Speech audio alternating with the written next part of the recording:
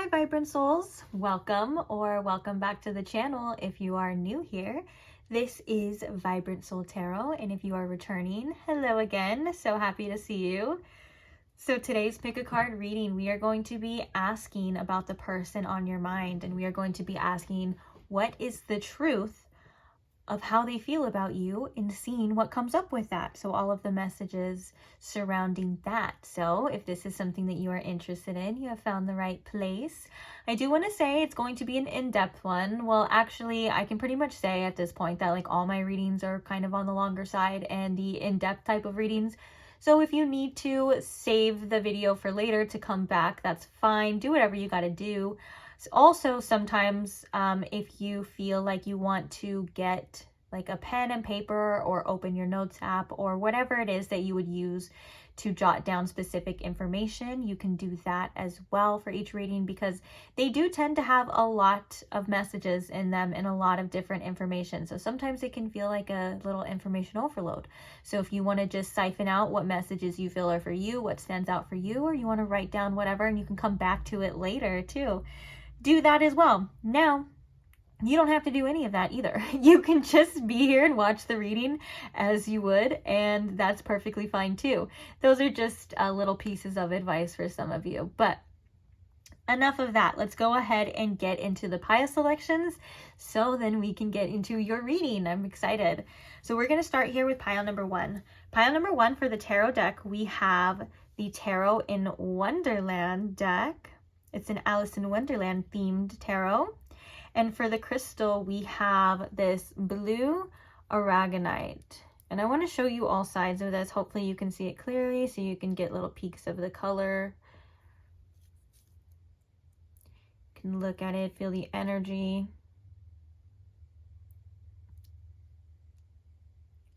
So this is the stone and deck for pile one. Moving along to pile number two, we have the Power Crystal Tarot deck, which is this one here. And then we have this Blue Celestite Sphere.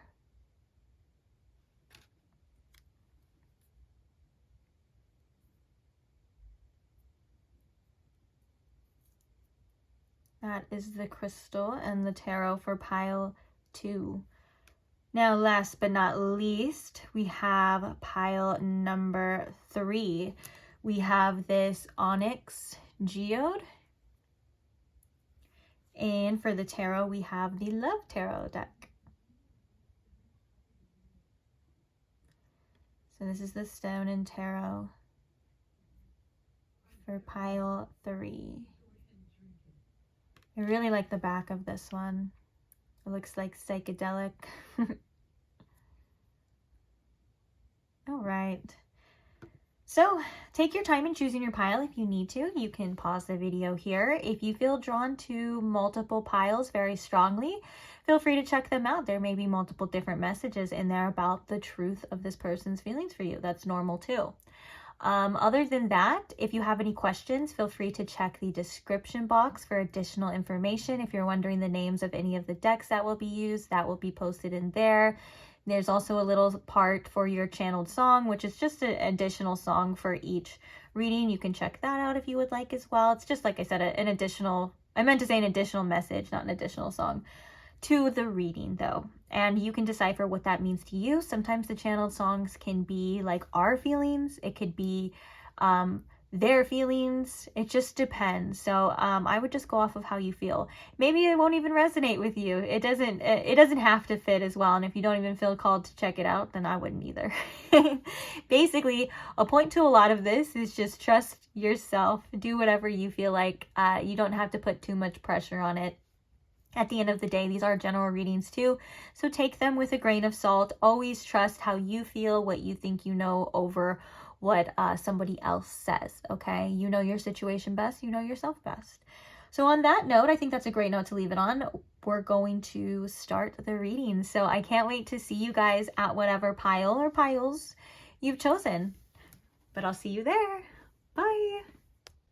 Hi pile one, welcome to your reading. If you chose the blue aragonite stone or if you chose the Tarot in Wonderland deck, you're at the right place. So today we are asking for the truth about their feelings for you. What do you need to know about them? And anything along the lines of the connection, them, and how they're feeling for you is kind of what we're going to be looking at. We have a lot we're going to be going over today, so I'm not going to waste any more time. We're going to be obviously doing the tarot. We're going to be getting some oracles to clarify if I feel that's necessary, if I want to. And then it wouldn't be a feelings reading, or at least not a Vibrant Soul Tarot channel reading, if we didn't have channeled message decks to further elaborate anything that they're feeling for you or any messages you're needing to hear. And then at the end, we're going to be getting some advice for you. So feel free to stick around for that if you would like to. Oh, also before the advice, we're going to be getting confirmation. So initials and some zodiac signs as well. So like I said, we got a lot to cover. So we're just going to jump straight into it. I'm going to set the intention and I'm going to invite Spirit in. So Spirit, if you could please tune me in to my Pile One's collective energy and the collective messages for what is the truth about this person on their minds, feelings for them. May this reading offer Pile One clarity that they are seeking, answers that they're needing at this time, or really just anything along the lines of this person's feelings for them. Anything that they're needing to know or hear about that when it comes to the truth of their feelings for them. Spirit, thank you. Thank you, Spirit. Actually,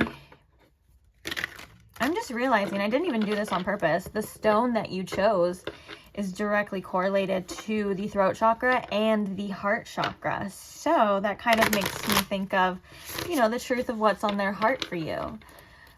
Maybe kind of showing you some things that they're not quite able to articulate or say or show themselves. That could be due for many reasons. Maybe you're not talking to this person. Maybe you guys are in a no contact situation. Maybe they struggle with certain things, saying certain things. Maybe they struggle sometimes to be vulnerable, or maybe sometimes they even struggle to understand what's kind of happening within them as well. That's very common, you know, when we have intense feelings. Sometimes it's really hard to sit with it and find out what this actually is, and you know, stuff like that. So hopefully this reading will do that for you, or offer something along the lines. What do we got here? Ooh, we got the Tower. Okay, we're off to an interesting start, but let's go ahead and ask Spirit, what is the truth of this person's feelings for Pile One? Please enlighten us, Spirit, on the truth of this person's feelings. We have the Three of Pentacles.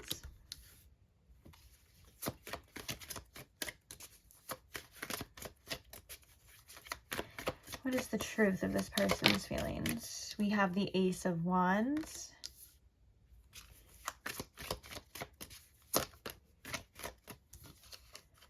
The Six of Cups.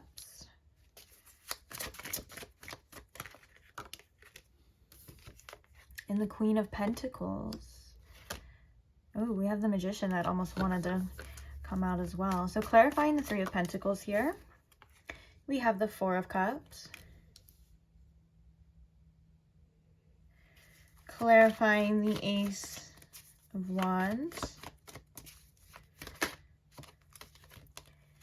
We have the Queen of Wands. We also have the Star coming out here too. I feel called to keep that. I was going to put it back, but I was like, you know, I think we're going to be talking about that. So also Aquarius could be significant here. Clarifying the Six of Cups. We have the King of Wands. Okay.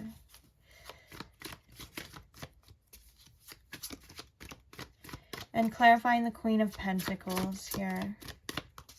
Why is the Queen of Pentacles here, Spirit?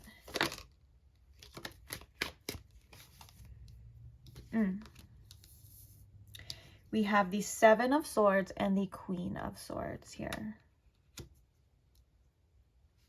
Bottom of the deck, we have the Page of Pentacles. I definitely think I'm going to get oracles for this one too, but I'm going to talk about, obviously, all these cards that we have first. So what is the truth of their feelings?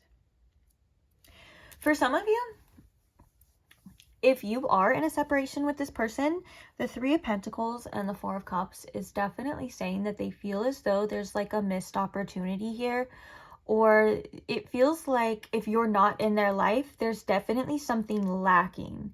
And I think that they're discovering a lot about how much of an appreciation they had for you, or they have for you and your energy, how much, you know, you guys work well together, or even like how much they just appreciate just you being you, or the energy that you have to offer. And so the Four of Cups can be coming if you guys aren't talking, or if there is like a little maybe even if you're talking less, like if there's just kind of a riff between you guys, it's it is weighing on them. And another thing here too is that, and this is for everybody, it feels like there's such an appreciation for you and the things that you have to offer and the way that you make them feel, but they struggle sometimes to fully open up to that, to fully acknowledge that, and to fully let themselves be happy and bask in that energy. They kind of avoid sometimes things that make them, I know this sounds so silly, but some people get it. They may avoid things that make them feel too good, because there's something in there, whether it's fear or just trying to avoid disaster, avoid disappointment, even though that's something that could have happened anyways. You get what I'm saying? It's like they don't let themselves be as happy or be as appreciative or be as like in love in the moment as they truly could. I'm not saying they didn't do that or don't do that at all, but it's like there's something there that they're still not opening up to. And it's funny because in this Four of Cups, you can see the dolphin in the background with this cup. And then I forgot what he's called in the story, but he's the one that's very sad. And so there's these three empty cups, kind of, you know, the regular Four of Cups for my tarot readers, but there's these three empty cups that they're focused on, or they're only focused on this right here. And dolphins represent joy a lot of the time. And so it kind of feels like they're not always as open to that as they may think or they would like themselves to be. Another thing here too is that if you're not talking to this person, there is a message of, I'm really missing out on these experiences. I'm missing out on this person right now with the Three of Pentacles. Like, we could be building something great, we could be having a good time, we could be doing something, you know. And so there's just this overall energy of a true appreciation for just how you are, what you have to offer. And like I said, even maybe the way you make them feel. Okay, so I felt like there was a reason that we have the star here too. And I think it's interesting that we have the Queen of Wands right next to the King of Wands. And in between that is the star. So there's other messages that we're going to be looking at too, but that's something that my intuition went like being with. And so, you know, they could look at you as somebody who obviously is for them. Like, if they're in the same suits, the King and Queen, obviously that can be like soulmate energies, divine counterpart. Like, this could be like, this is my person, you know. And so with the star being in the middle, there's like hopeful, wishful energy for you guys to connect on that level, or for it to be true. Like, I want this to actually be what I think it is. I want it to be true. I want this to be my person. I want this to be my soulmate. And so it's kind of like this wishing on a star type of energy between you here. Another thing with the Ace of Wands, clarified by the Queen of Wands, when it comes to this person being attracted to you, oh yeah, they definitely are. Like, you, it's a physical attraction, but it's also an energetic attraction. I feel like it goes deeper than just sexual, but it like manifests almost as sexual. This person's like, I want you. They find you to be really good looking. They find you to have like just this charismatic type of energy. I'm hearing almost like effortless too and stuff. And so it kind of feels like they just wish that they could just have you. And I'm also hearing that they wish that you see them in that way too. There could be some insecurity sometimes that comes out for this person in regards to maybe like how they look, or how if you see them in that kind of way, like if you you light their fire, so to speak, or if you set them on fire, give them that spark, you know, they kind of wonder if that's the same case here too. But for the most part, they're deeply attracted to you. And I'm feeling this as I'm channeling this message through the heart chakra too. And it kind of feels like a burning. Isn't there like a song? What's that Elvis one? Like My Burning Hunk of Love or something like that? I'm not sure if that's correct, but that sounds very Elvis. But that's kind of like what I'm feeling with this. Oh, you know what? The Queen of Wands is actually the Queen of Hearts too. So another synchronicity in regards to the hearts. Very interesting. You set this person on fire. You set their heart on fire. You set their soul on fire. Another thing too, with this King of Wands, I feel like when they think about whether that's past memories, past experiences with you, past interactions, you definitely like motivate them. There's something about any information or any love or just any like energy exchange that you've given them that makes them feel more motivated in life. It makes them feel like they want to be better. They also feel like they want to match your energy in ways with that King of Wands and Queen of Wands here. And I just feel like with the Six of Cups being here, the Six of Cups is such a wholesome energy. It can be such a like, again, though, I want to say appreciation type of energy too, but it also reminds us of our past and it reminds us of memories and things like that. It can also be stemming from childhood. Another thing too, just since we were talking about that before, the Six of Cups can also represent like a deep soulmate connection here too. Like you feel very familiar to this person. They feel like they've known you for a really long time. And that sort of thing. So with the King of Wands here, you've influenced this person to want to like take lead and take charge of their life too. And for some of you, you may not have even like, you may be thinking like, well, I didn't even really do anything. Like I didn't do that on purpose. I didn't do that intentionally. And that's kind of the point. It was just like you being you. There's also something here about this person thinking of the past, you know, thinking about things and thinking about how they would do things differently. I wouldn't let that happen. If I could go back, I wouldn't just let that happen. I would do it differently. I would take charge. I would make sure this happened. It's like almost like if I know what I know now, I would be better. I would have acted on my impulses. Yeah, there's like this take charge type of energy being fueled here. Another thing too that Spirit's saying with this message as well is that they feel very drawn to take the lead here. So like when emotions come up about you, they really just want to do something about it. They want to act on it. And I'm hearing that this is influential in other ways too. Like obviously, like when they think about you, if it is like the attraction or the sexual energy, like they want to act on it too. But also it's like, oh, I just heard that's my baby. Oh, yeah. There's a lot of like fire energy. This person could have a lot of fire energy, but I'm feeling that that's more of like the type of energy that they're, the truth about their feelings are for you. They're very fueled. It's very passionate. It's very like sometimes intense. It can be intense. Okay. And then before we get the oracles, this last one, the Queen of Pentacles, it's like this person knows that you're a very generous person. And it's like this person knows that you're somebody who has a lot of value and you probably have a lot of love to give and you would probably be a very good partner. But also there's something here that they find it very hard to trust.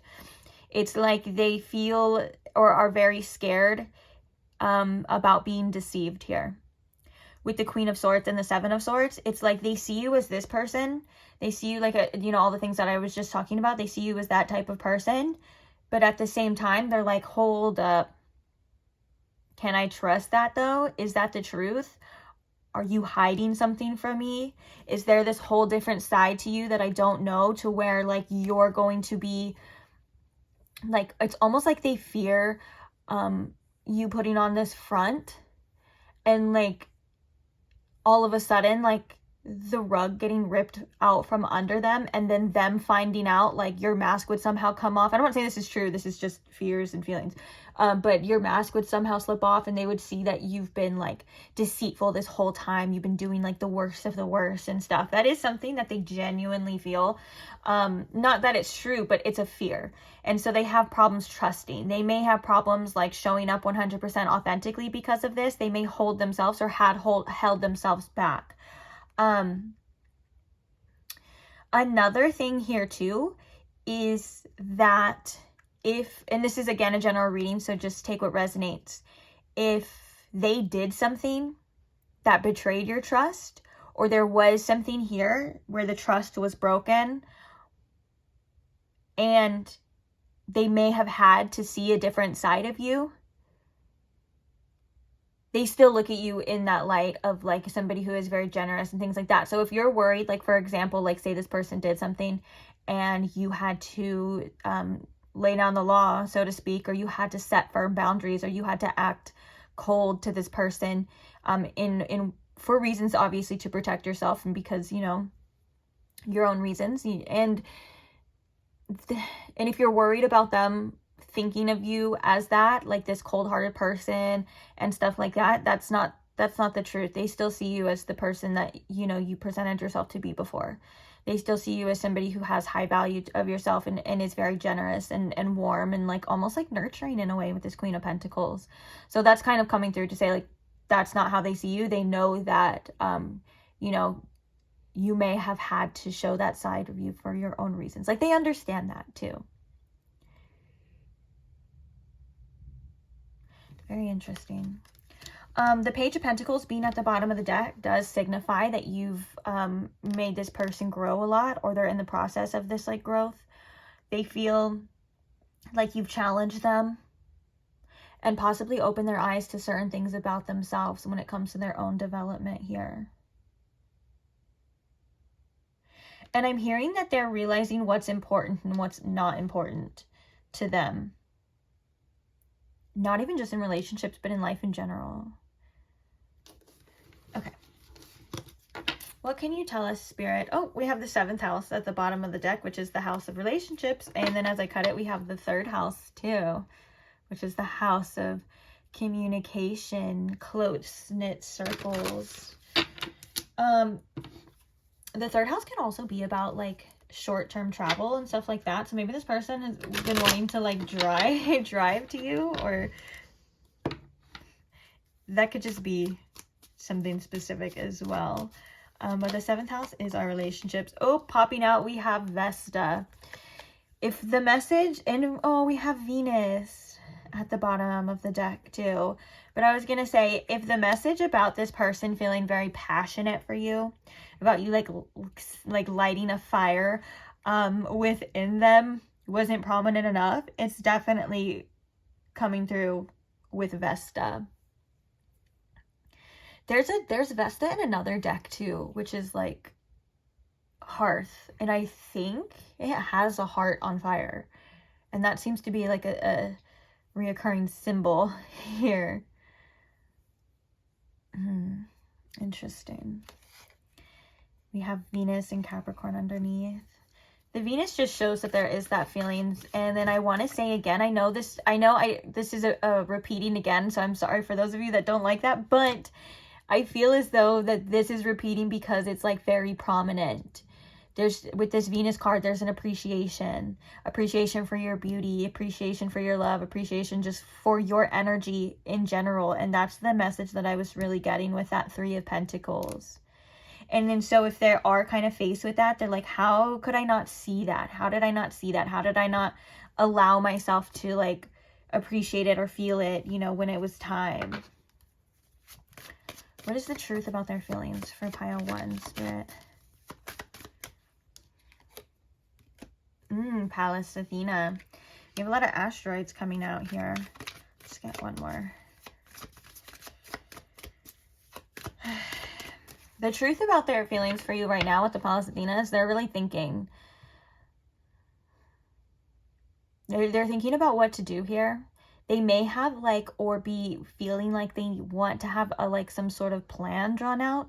But also this energy, this Athena energy also asks us to not only think about ourselves, but to think about other people involved too.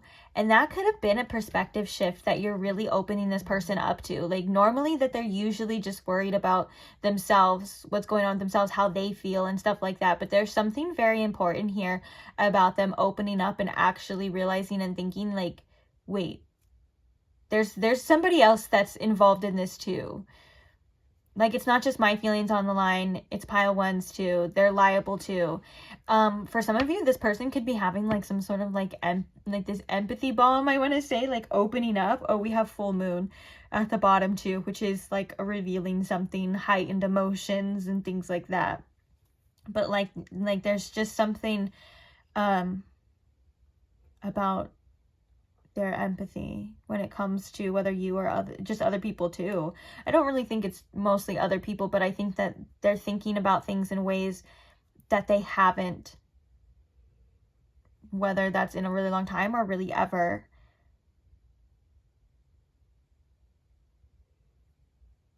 Interesting. Oh, look, we have the full moon, and then we have Eros, which is another asteroid, but that's another very passionate type of energy. And I feel like with Vesta and this Athena energy, this is very much like that. I want to act on this. I want to do something about this. Thinking about what can this person do? What should they do? And also, now that I'm kind of thinking about these two cards together as well, there's a duality here of like acting on the passion, and then there's a duality of thinking, planning, being very analytical, very logical here. And this is just like, well, this is how I feel. And I feel like you bring out that almost like animalistic nature within this person because of all this passion, to where they're normally used to stopping and thinking, maybe even having like a plan, or like, I don't want to sound like super bad, but like maybe even like trying to be 2 steps ahead usually in their relationships, whether it is in a manipulative way or it's just a protective way. That's kind of like what I'm feeling here. And so there's these two conflicting energies with this in particular, but the fact that there's the King and the Queen of Wands coming through, like, you make them want to act on this passion instead of thinking things through, or like, you know, them usually being very careful. They feel very strongly for you. They're like, even this Eros indicates that here as well. They feel very strongly for you. We can even see the little symbol, the heart with the arrow. And the full moon are heightened emotions, things coming to the surface, things coming to be revealed. And then Neptune in reverse, you know, wanting to see the truth, wanting to see through the illusions as well, cutting through that fog, so to speak. It's like, is this real? Like, the way that I'm feeling, can I trust it? Wow. Interesting. Let's get the channeled messages now, and then we're going to get the confirmations for you guys. Oops. I didn't mean to mess all that up. I think it was probably messed up a little bit before I even did that too, though. So, whatevs. Oh, and there's been a lot of like, I want to say like revelations with this full moon card here too. The full moon is about revealing things. It's when the moon, which can represent our emotions, and even in tarot represents subconscious, secrets, things like that, but it's when the moon is fully lit, so it's showing all parts of it. Spirit, what is the truth of their feelings for pile 1?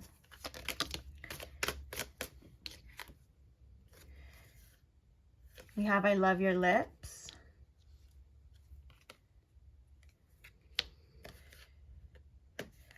I want to take this to the next level. I I'm so frustrated. I can't understand why we can't be together right now. There is frustration here, I feel. You know, this star in between the king and queen makes me think that there could be distance between you two. And a need to have faith. Bottom of the deck, we have you can see right through me and I hate it. Neptune in reverse. I can't hide. I can't hide from you.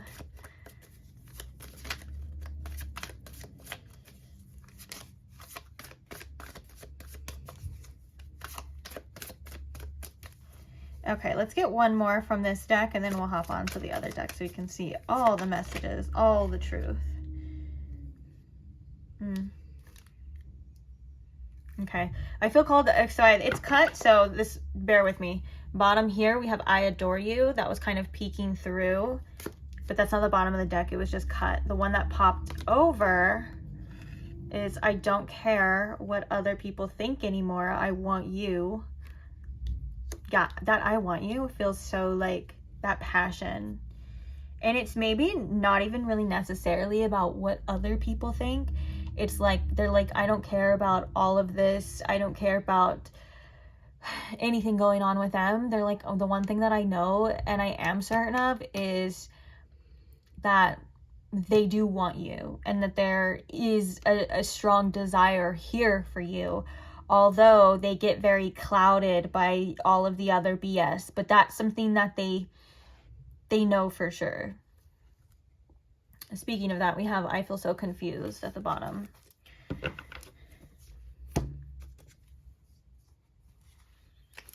What is the truth of their feelings? I heard it's not easy for this person to feel this way. What is the truth of their feelings, Spirit? I'm going through a lot right now. Oh my God, we just said it's not easy for this person. And the thing that comes out is the confirmation of like, yep, I'm going through a lot right now. So that's kind of like I said, the confirmation, but I was going to say it's kind of like them going like, yep,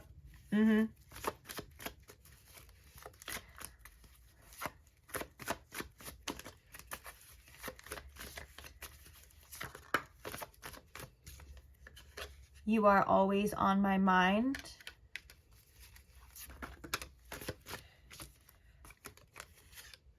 Can we just start over? Okay, so these two came out together. We're going to talk about it, but I'm going to show you the bottom of the deck so I can set this down. So we have, I thought you'd never walk away. Bottom of the deck, we have, I don't deserve you underneath there too. So these two, I feel like definitely came out together for a reason. It says, can we just start over? I don't know if we can fix this. This kind of feels like the thought process of their feelings. Like, I wish we could just wipe the slate clean. Again, lots of wishes with the star energy. I wish we could just wipe the slate clean. I wish we could just start over, but I'm not sure if that's possible. I'm not sure where to go from here. I'm not sure if any of this can be resolved. I'm not sure if, you know, you're going to be willing, or if you're going to have to be that like Queen of Swords energy we were talking about, where, you know, you're not going to be very receptive to this. You may be like a little cold, or at least doing what you feel is best for you, regardless of this person's feelings. Stuff like that. This just feels like that's definitely the thought process here.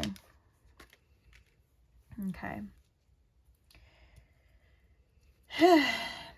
Okay, so, you know, to sum it up before we get to the confirmation, we're going to get zodiac signs and things like that. It just feels like the truth of this person's feelings. If I could sum it up in one word, I would say intensity. Another word, I would say passion. But I would also say they have blockages too. I would say,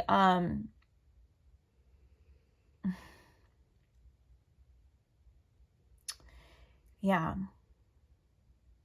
I mean, we talked about everything already, but that's kind of like what I'm kind of getting from here.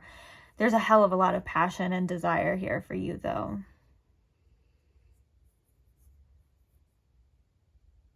Okay. What was your channeled song?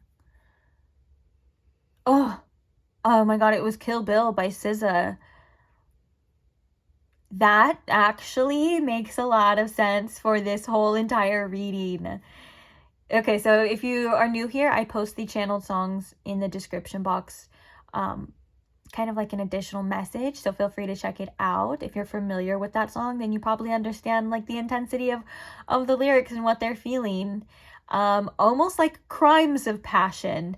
Now, I don't want to scare anyone. It's like her talking about how she wants to off or kill her ex because she can't have them, because she can't be with them. I don't think that that's what's actually going on with this person, so don't be too worried. Unless you and only you would say that that person would do that, then I would say, if that were the case, I would say stay far, far away from this person. But for the most part, I think it's just a metaphor for the intensity of like what's actually going on with this person and their feelings for you right now. It almost feels gut-wrenching. Wow. Okay. So let's go ahead and take a look at what are the significant zodiac signs here for my pile 1 spirit. Oh, we have Aquarius. Again, right on top of that star card for that Aquarius energy. We also have Leo here too. I want to do the months too, so before I forget. The month of February could be significant, or the end of January. And for Leo, we have August could be significant, or the end of July. What's another significant zodiac sign here for my pile 1? Pisces. Okay. So we have March and February again. And I'll get one more. And Scorpio. Okay. I like how we got all different ones that time too. So Scorpio is October, like around Halloween time, and then November as well. Okay, so let's get some significant initials. Now, I also like to remind you guys here too, if this whole reading resonated with you, and if you're still here watching it, I would definitely say there's reasons for that. So don't knock that just because you may not see their specific zodiac sign or their specific initial. Doesn't mean you have to throw the whole thing out. It's just meant for further confirmation for some of you. And sometimes you just, if you know, you know. And Spirit likes to like double down on that sometimes too. I know that that's something that's been a common theme for me. Like Spirit's like, well, you said that, you say that you know, and now you're like questioning this because confirmation. Like, what happened to your discernment? What happened to that inner knowing?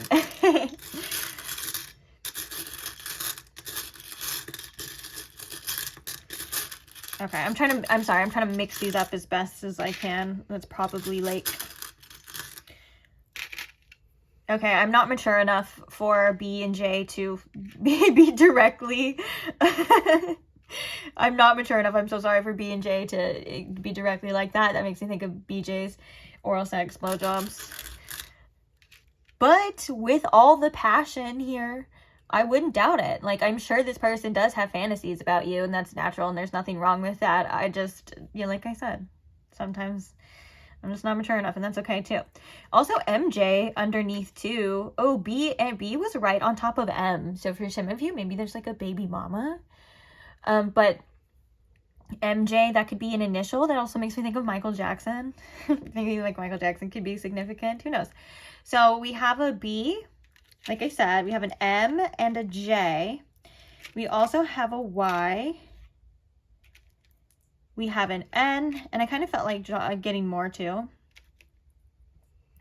We have an X, a K,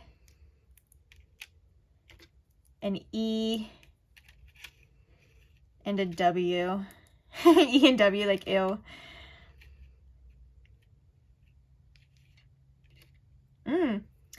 We can spell key here. Put the W right there. Oh, these are falling out again too, the arrows and the full moon. They've been trying to peek out this whole time. Okay, so we have another, oh, we have another X and another B, a W. Oh, we got like doubles. Another B and a Z. Oh, and a P.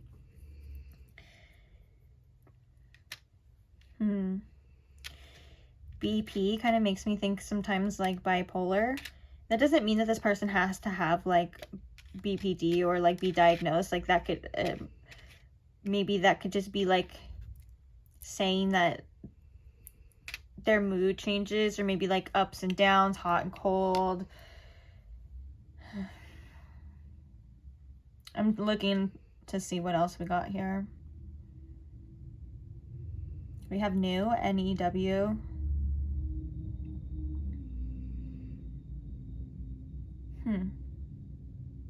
Okay, well, let me know if there's any significant words or anything that you see that could be very significant to you in the rest of pile 1. Feel free to comment in as well.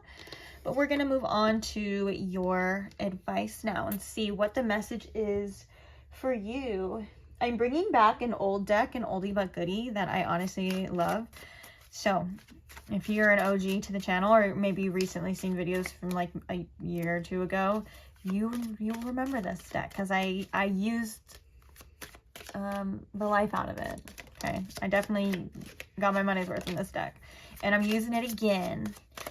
So what is the advice here? Oh, we have a lot of cards coming from it. Bottom of the deck, we have self-development isn't for the weak. If you're uncomfortable or triggered, it means you're doing it right. Becoming a better human is always worth it. I think that this is just acknowledging your growth, and it's also kind of validating like what you've been going through as well. But it also shows that even though sometimes when we encounter situations that like stir deep emotions within us, it can kind of feel like we're going the wrong way, or it can kind of feel like this is wrong, or we're doing something wrong here. And Spirit's saying that that's not the case at all. You are definitely on the right track. There's things sometimes that we don't fully understand, or maybe at least not yet, but you're doing a great job. And the fact that you're even like on this route, so to speak, says a lot for your character and how you truly are. And even just the fact that you want to be better, you want to have better, you want to do better, shows a lot. And I feel like you're somebody with a lot of integrity too. And maybe you kind of tend to bash yourselves about whether it's the people you choose, situations, maybe even past choices. And Spirit's like, all of that led you to exactly where you are now, just like this is going to lead you to where you are going, and so on and so forth. It's all a part of your process. It's very divine. It's very unique to you. So try not to judge it too much. You're doing a lot better than I think that you sometimes think that you are, or maybe sometimes it may seem. Be careful of the mind. It can play tricks on you. It can tell you that you're always wrong. It can tell you, you know, all of these negative things as well.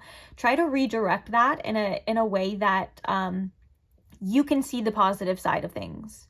Even though you may be able to do that really easily, or I'm actually hearing that you can do that really easily for other people. Like you can look at another person's situation, or maybe like a friend or family member, and be like, well, that's happening because, you know, and you're strong enough and you're going to get this and it's going to be this, blah, blah, blah. You need to kind of do that to yourself too, because you're not wrong there. Okay, what else do we got here? Don't do dumb stuff, but if you do, don't post it on social media. Those things can follow you. Don't act on impulse, guys. Don't act too much on impulse. Or notice sometimes on like where you may tend to self-sabotage. Now, this could be different for every single one of you, but sometimes when we want something, or we feel something, or maybe like if we want somebody else to feel something, or like we want to show or prove something, kind of stop and think, is this going to be the best thing for you? You know, maybe are you like, do we have self-sabotage tendencies a little bit? Are we thinking clearly? Now, I'm not saying don't do anything, like, of course, like, don't question everything, but also, and this could just be very specific, maybe there's certain things that you're posting online, or if you kind of felt called to like be a little bit more reclusive, like not have so much of an online presence. And I'm not talking about if you have a business online, or you make money, or you post on social media for money. That's not kind of what I'm talking about. This is very personal. Don't show anything that you wouldn't want anyone else to know or to see about you at this time.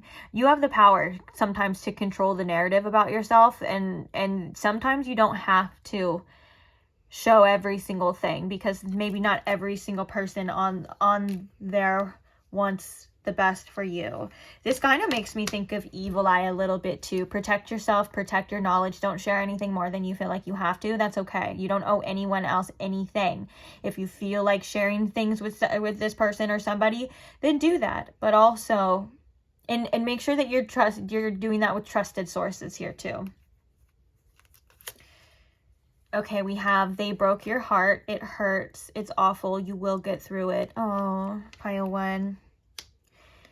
We have comparing yourself to others is pointless. Things may not things may not be as they seem. Just do you.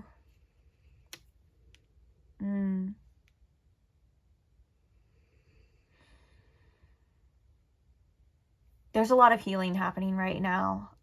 This kind of feels like almost like inner child wounds and stuff like that, which if I look back on my healing journey, which I'm still on the healing journey, don't get me wrong, but if I look back on my healing journey, everything kind of stemmed from some sort of like childhood wound or like something along that. It's so crazy how our past experiences, specifically as a child, just really dictate like how we feel and what we see, and that's why it's important to, you know, make peace with those things. But it can be really easy to be hard on ourselves, to think that there's something wrong with us because somebody's acting a certain way, and you know, that kind of thing, when I know, you know, or most of you know for the most part, that it's just a reflection of them. But it's really hard to think that way or believe it when you're feeling what you feel, and I understand that as well. This is just saying that, like, no matter what's going on right now, no matter how you feel, this is spirit coming through to say that you will overcome this. You will not be in this energy forever. You're doing the work, you're doing the healing. I know sometimes it's hard to believe that, or sometimes we just need that reminder as well too. You're incredibly strong. Okay. Be easy on yourself too. Don't do things right now. It feels like if you're in a very sensitive and vulnerable energy, don't do things to kind of hurt yourself or make it worse, or maybe overstimulate yourself. Do things that make you feel better. Relaxations, focus on your nervous system, focus on surrendering, focus on allowing, and give yourself a break when you need it. Okay. And also, comparison is something that we do almost sometimes unintentionally. Like, I'm hearing though, for some of you, you may be comparing yourself to this person's exes or past relationships. That's something that, again, there's information that you may not have or you may not fully understand, so it's kind of useless to compare. If you compare yourself, your bodies, to other people, again, everyone's different. We have different metabolisms, we have different muscle masses, or anything like that, right? Or, you know, we just have different lifestyles and stuff like that. Always do what you feel is best for you, but don't do it because you want to compete. You get what I'm saying? And like, or even if it's like comparing your life to someone else's, like, I am this age and I should be here by now, or I'm right here and, you know, it should have been like this, or maybe this situation should have worked like that. All of those are ways of kind of comparing things to what though? Like, it should have been like what makes that the standard, right? Usually because, you know, we've been told that and stuff like that. So your experience is yours and yours alone.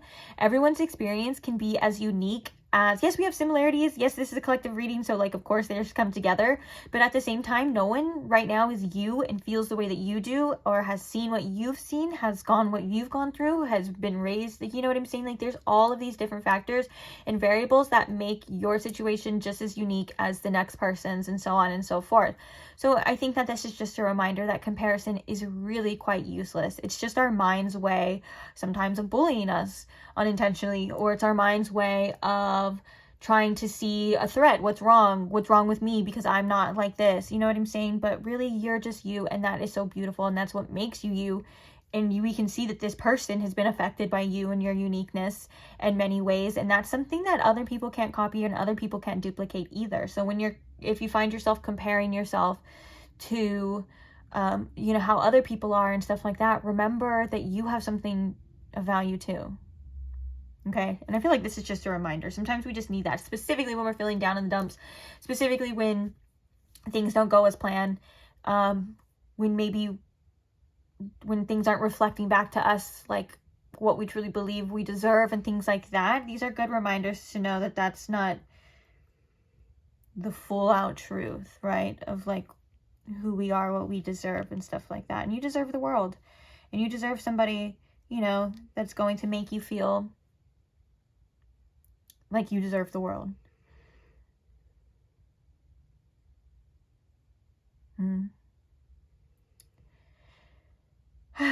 All right.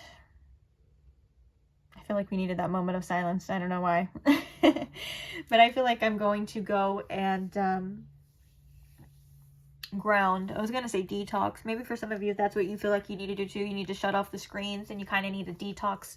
Do that as well. Do what's best for you always. But I'm going to leave this reading here though. And I want to say thank you for joining me. Thank you for allowing me to read for you. I thoroughly enjoyed this and I love this community that we've built here. So thank you to those who are subscribed. Also, thank you to those who just show support in such simple ways like liking the video or commenting and sharing your love, sharing your experiences. I appreciate all of that as well too. So hopefully I will see you guys in the next reading. If not, maybe another one or a past one, or I'll pop up on your feed. Who knows? But either way, I will see you there. Bye.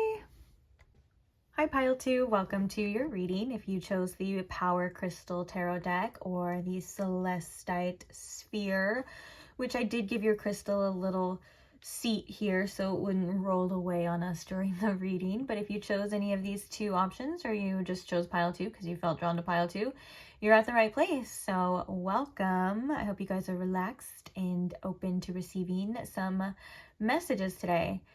Speaking of messages, we are looking at what is the truth of the person on your mind's feelings for you. Hopefully we'll be getting the answer to that. Hopefully this reading will offer you some clarity, any messages that you're needing to hear right now or answers that you're looking for. I hope this is a one-stop shop for you. So let's go ahead and begin. First things first, I'm just going to set the intention and invite spirit in as well. So Spirit, if you could please tune me into my Pile 2's collective energy. If you can please show me in Pile 2 with the most clarity possible, what is the truth of this person's feelings for them? May this reading offer Pile 2 the clarity that they are seeking, the answers that they are needing, or any messages regarding this person and their feelings that they need to know or hear. Thank you, Spirit. Okay, speaking of that, we have the Ace of Swords. Ooh, we have the Ace of Swords in reverse here, though. Right when we're talking about clarity. Let's take a look-see and see what the messages are. Okay. What is the truth of this person's feelings for them, Spirit? Enlighten us, please. What is the truth of this person's feelings for Pile 2?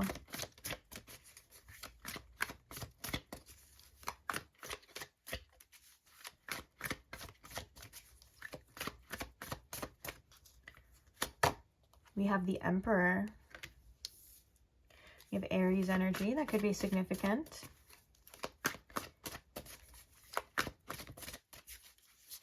What is the truth of their feelings? We have the High Priestess. I think I'm gonna move those a bit. What is the truth of their feelings? We have the Five of Wands, along with the Seven of Pentacles. We also have the Eight of Wands. We have the Ace of Wands, the King of Wands. Oh, and that Ace of Swords coming through as well. Okay, I want to talk about that, but I'll put them back. But there's definitely a message there. So let's get the rest of the cards. So clarifying the Emperor, Spirit. Why is the Emperor here?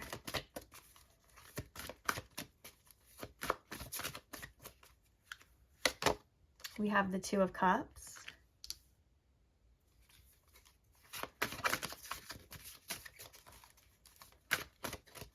Clarifying the High Priestess, we have the Page of Swords.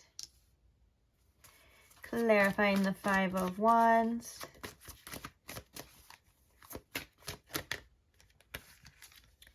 We have the King of Cups. Also along with the Star. And clarifying the Seven of Pentacles. we have the Page of Wands, and we have the 10 of Wands. We have a lot of cards coming out for you. Bottom of the deck, we have Temperance. So we also have Aquarius energy coming through, along with Sagittarius too. But we will get some further confirmation, so we'll get some more zodiac signs and initials and stuff like that later on in the reading, so feel free to stick around for that part. But I'm gonna scooch my chair up a little bit.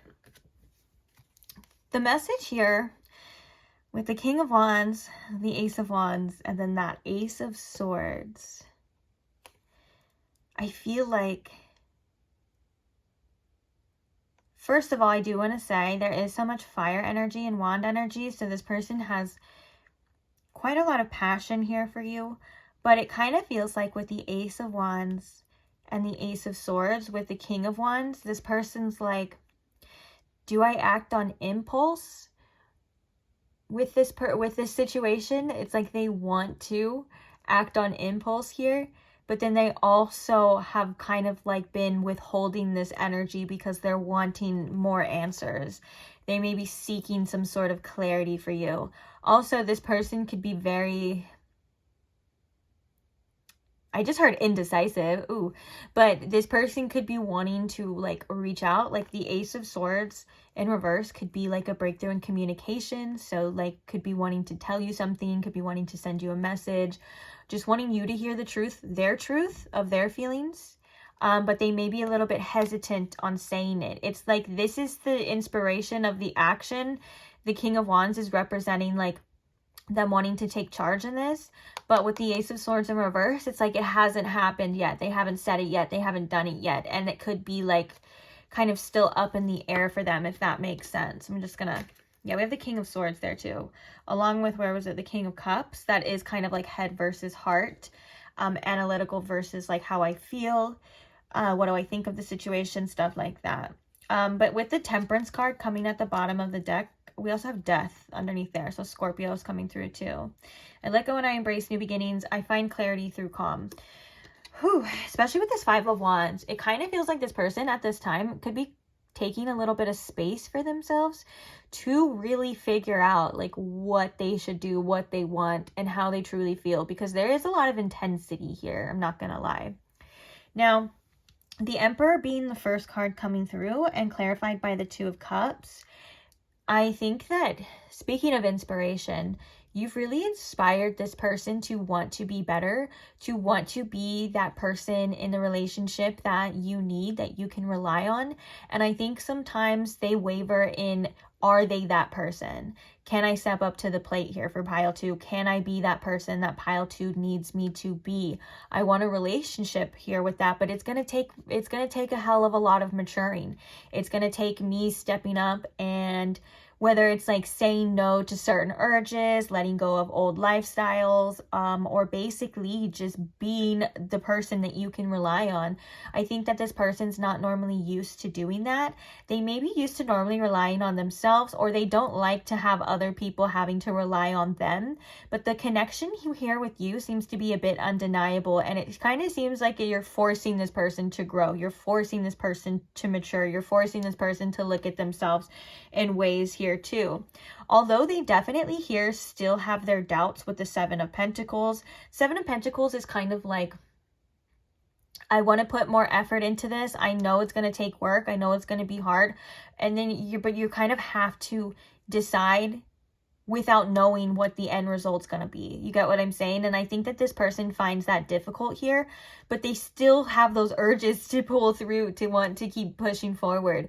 So it's like, you know, you don't know what it's going to be. You don't know what's going to happen. You just have to kind of blindly go and trust.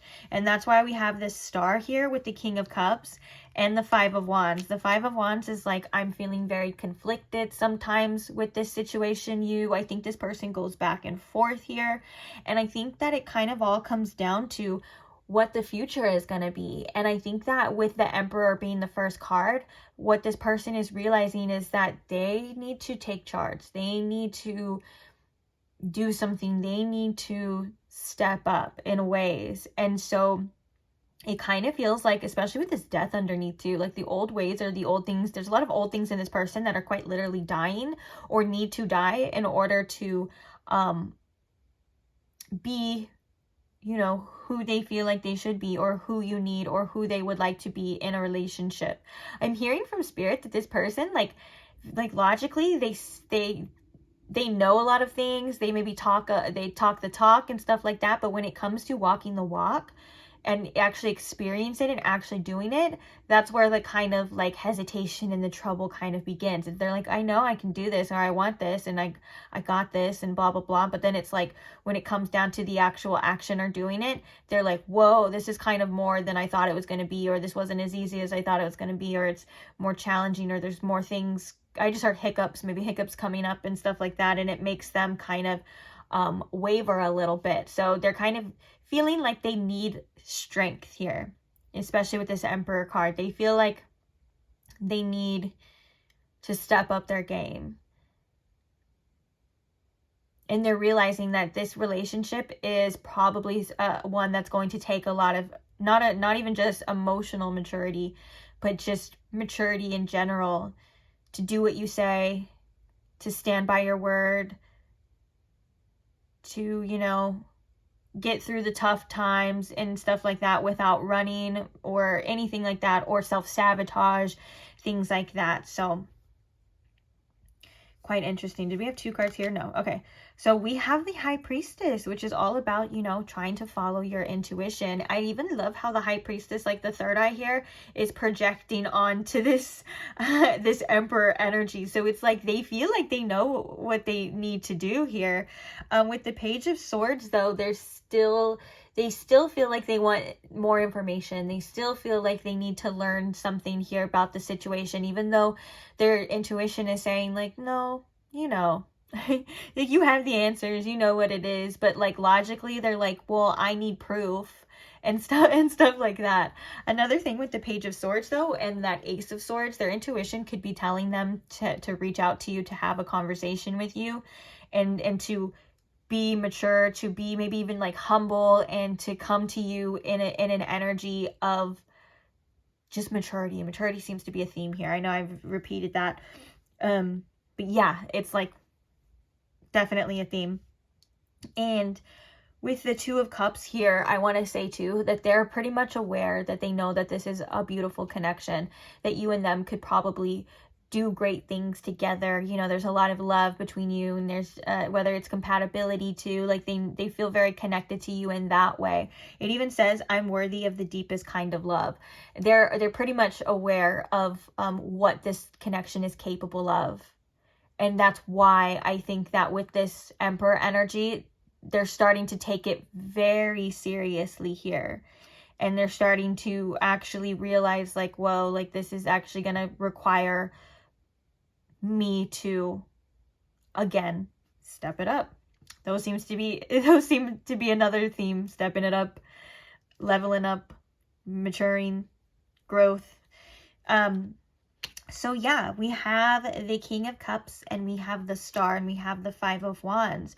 King of Cups is all about that emotional maturity. It's about not only just thinking about yourself, but thinking about the other person and stuff like that. And when it comes to the Star card here, it's like with that King of Cups, they feel like in their heart, you know, their intuition in their heart is telling them to have hope, have faith, maybe heal a lot of old things, or clear out a lot of old energy that's kind of blocking them.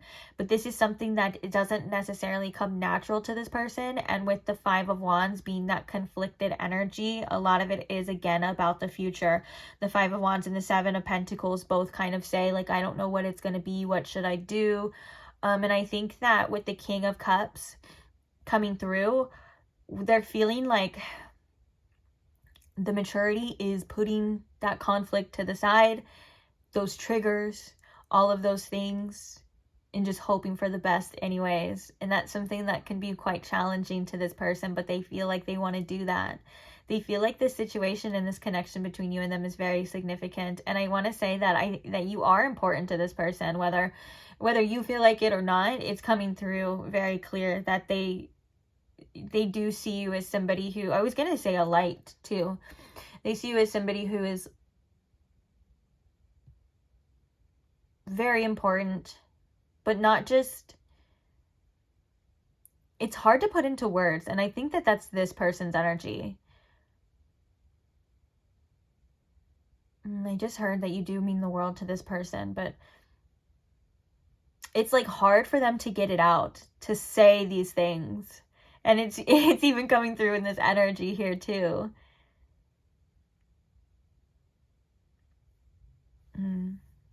Okay, and then with the Seven of Pentacles, the Page of Wands, and the Ten of Wands, yeah, it kind of feels like, again, like there's a lot of like conflicted about staying positive. I am inspired and positive about the future. And then the Page of Wands, I am always open to good news.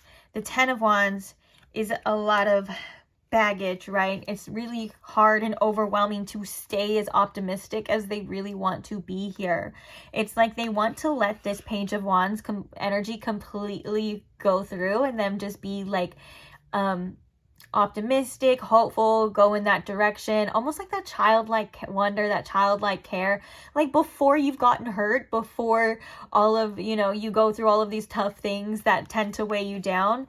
It's like they want to break through and be that type of energy to where they're just acting on how they want without any sort of limiting energies, limiting beliefs, past traumas, and things like that.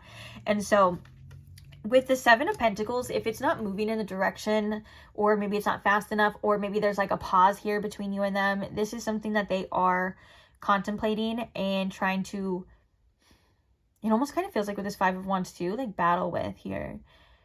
And with the Ten of Wands, it's hard for this person to do that. They kind of need to like release the past. They need to release a lot of these things in order to move forward in the way that they would like. So that could be why. That could honestly be why we have this Temperance here too, where they're like, okay, I need to kind of see this differently. But when there is this intensity, like the Ten of Wands and the Page of Wands is like, I'm so excited and I want to know about this person more and I want to continue this more, but also they're so excited to the point where it could be overwhelming, or they have this passion here to the point where it can be overwhelming. And so it's hard for them to see clearly. It's hard for them to know exactly what to do because of these conflicting forces of like fear and excitement and desire. You get what I'm saying? It's like, which one is it? Which one is it gonna be? Yeah, we have the Two of Swords. I think we did hear right that this person kind of is a little indecisive right now. They're trying to figure it out. Let's get some oracles and see. We have Series bottom. Spirit, what is the truth about this person's feelings? I just heard too, like they know that you're good for them and they know that this situation would be really good for them. We have Scorpio coming out again. Very deep. There's a lot of depth here. Oh, I'm also hearing like underworld type of Scorpio energy. So almost maybe even triggering here too. We also have Capricorn energy. What is the truth of their feelings? I just heard we got work to do. Bottom of the deck, we have the 6th house. And what came out? Oh, we have the Sun and the 9th house. Interesting. I was kind of feeling that. Did we say, I'm asking you like you're able to answer back right now. Like, but did we say that you were like a light to them? I was kind of feeling like that sunshiny energy here. And the Sun is such a joyous card. And I think that's why we have all of this, like this Page of Wands energy too. But it's just like they have their own blockages that are kind of stopping that coming through with the 10 of Wands too.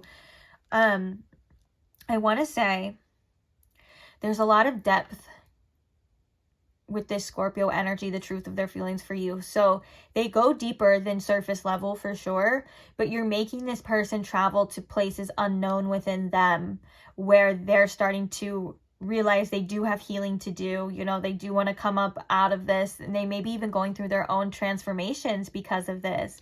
They could also want to transform this connection between you and them as well. The Capricorn energy kind of makes us feel like we're not going to shy away from hard work here. Guys, I did hear we have work to do with this, but also the Capricorn energy comes through to say, I realize what I want now, and maybe there's goals here that we're working towards, whether that's this connection or like more stability this person is wanting. And so they're feeling like they have to show up more consistently here. They're going to have to put an effort. It's not just something that's going to come to them easily, but it is something that is worth the effort, worth the work, because we have the sun in the 9th house. And also the sun in the 9th house can shine a light on our important soul lessons. A lot of lessons, staying open and receptive to things and stuff like that. You intrigue this person in ways to where they want to grow, they want to learn more, they want to know here with you. You may have shown them certain information, or like, you may have taught them certain things that they didn't know before, and they're also learning a lot about themselves. And it's also about getting out of your comfort zone here too. Like, it kind of feels like this warmth sun energy is attracting them towards this 9th house energy, to where it's like, it's okay, it's safe to kind of get out of your comfort zone, to explore, to see what's happening here too. But then we have this like deep transformative Scorpio energy, to where they're like, is it? I'm hearing sometimes with this Scorpio energy that they can be kind of skeptical, very skeptical about you and about this situation. But they may keep a lot of these things to themselves. They may keep a lot of these thoughts and feelings to themselves for reasons, because they're like, well, I don't know yet, so I don't want to say that. And they may just, it kind of feels like there's just a want to learn. I want to know about the truth. I want to know the answers of pile 2 here. I want to know the answers of this connection. Is it really what I think it is? Is it really what is it really what they say it is? I don't know why I got gender specific, but don't worry if you're a he or they or them or non-binary, this is still for you too. But yeah, so it's like, are they who they say they are? Kind of energy. Like, they're very, like, they have like I said, they're very skeptical, but yet very drawn at the same exact time. And with the star and the sun energy here too, sometimes I feel like maybe it's too good to be true. It's just like a doubt, and but I also want to say too, though, with the High Priestess coming through, the doubts and the fears, they get in the way, but they also know how they feel for you too. So it's like, they know they have these strong feelings. They know they want to pursue this. They know all of this. But then the doubts and the fears come through and just make them question that, if that makes sense. Okay. I want to get the channeled messages. We're going to start with this deck for you guys. So, Spirit, what is the truth of the feelings here for pile 2? I want to get to know you more. Oh my gosh, we were just talking about learning all about you. Okay, so I feel called to say this one, even though we're going to see what comes out. I miss you so much, but I'm too stubborn to tell you.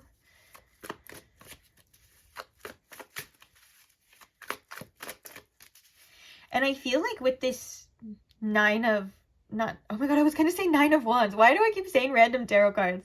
I think I said 8 of Wands too.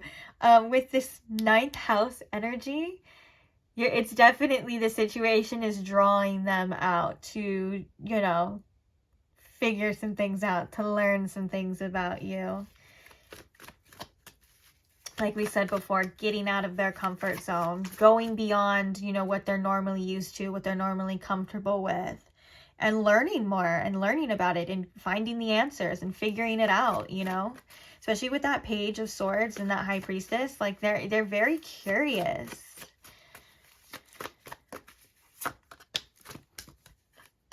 Tell me you love me. Maybe they like reassurance here. Oh, right as I said that, they want the reassurance. I want you to make the first move comes out, and then also show me you care. So that's doubling down on that message of like reassurance. What is the truth of their feelings, Spirit? Oh, perfect. I wanted 2 more, and 2 more came out.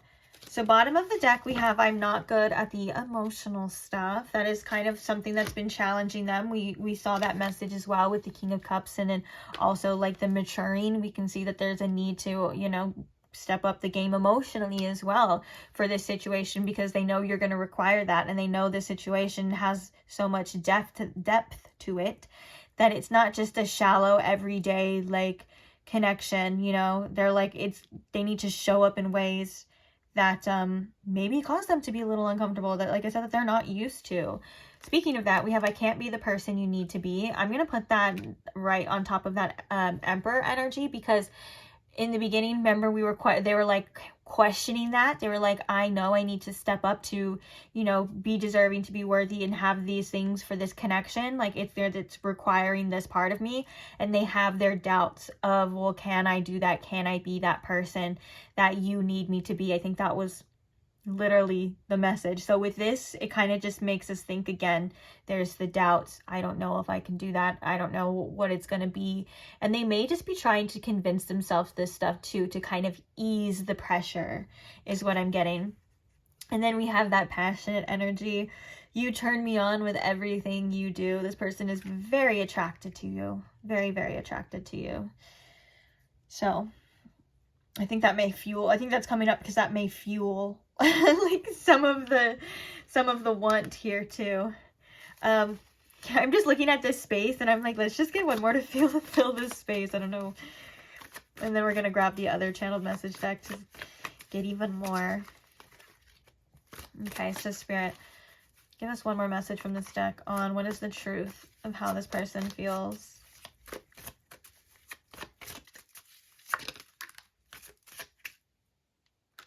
No, we have two though, so we'll look at them both. I'm insecure about my looks. And then we have, I just want to cuddle with you. I guess that kind of defeated the whole purpose because we have so much now, but it's okay. We'll make it work. Let's move this. Just want to cuddle with you. And then bottom of the deck, we have, I'm scared to tell you how I really feel. And then I always come running back to you. Now is at the bottom of the deck. Okay, we'll just get a couple from here since we already have a lot. But let's see. What is the truth of their feelings for pile 2, Spirit? Offer us some information.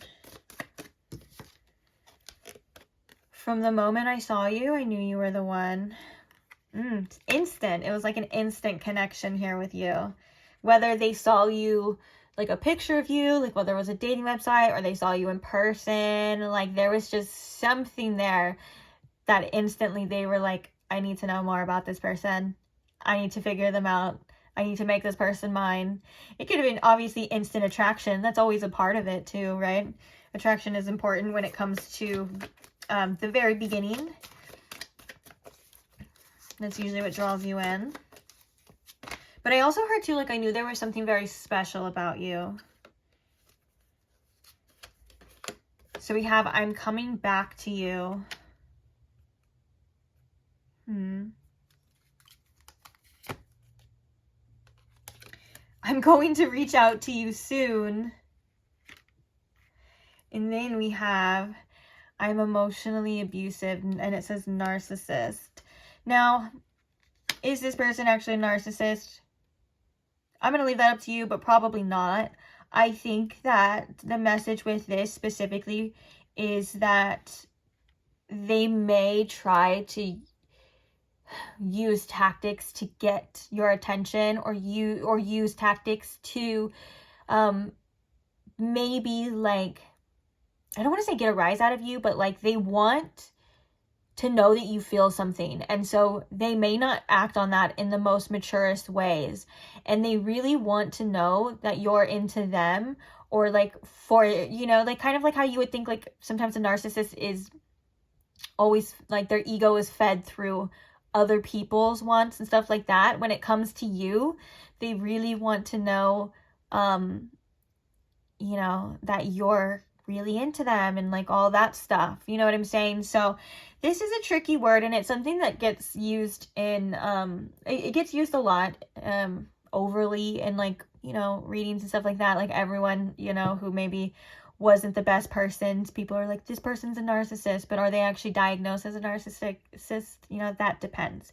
But I'm also hearing they're working on ways to be better, to be more mature because of that. with this here too. It's like they don't want to be this way anymore, and they're also, their attempts on you could be failing, and so they're like, okay, I can't use those old tactics, I can't use those old ways, or those, you know, even if it's like emotional immaturity or a little bit of toxicity and stuff like that, they're like, it's not something that I can bring here. And so they may be learning new ways to express themselves. And I think that one of the themes here that we've been seeing is that this person kind of struggles with expressing themselves emotionally, and so they may be wanting that pull from you. They may be wanting that to give you like something so that they can hear it from you, like with all of that tell me you love me and stuff like that. We have them coming back to you, I'm gonna reach out. It's like, oh, and also make sure, I feel like with spirit, this message here too, all of this, I'm going to reach out to you, I'm coming back. That was like the first message, was it not? Like, this person has things to say, they want to reach out, and blah, blah, blah, their intuition is new. But spirit is telling you, you know, if this person does or when they do, hold them accountable.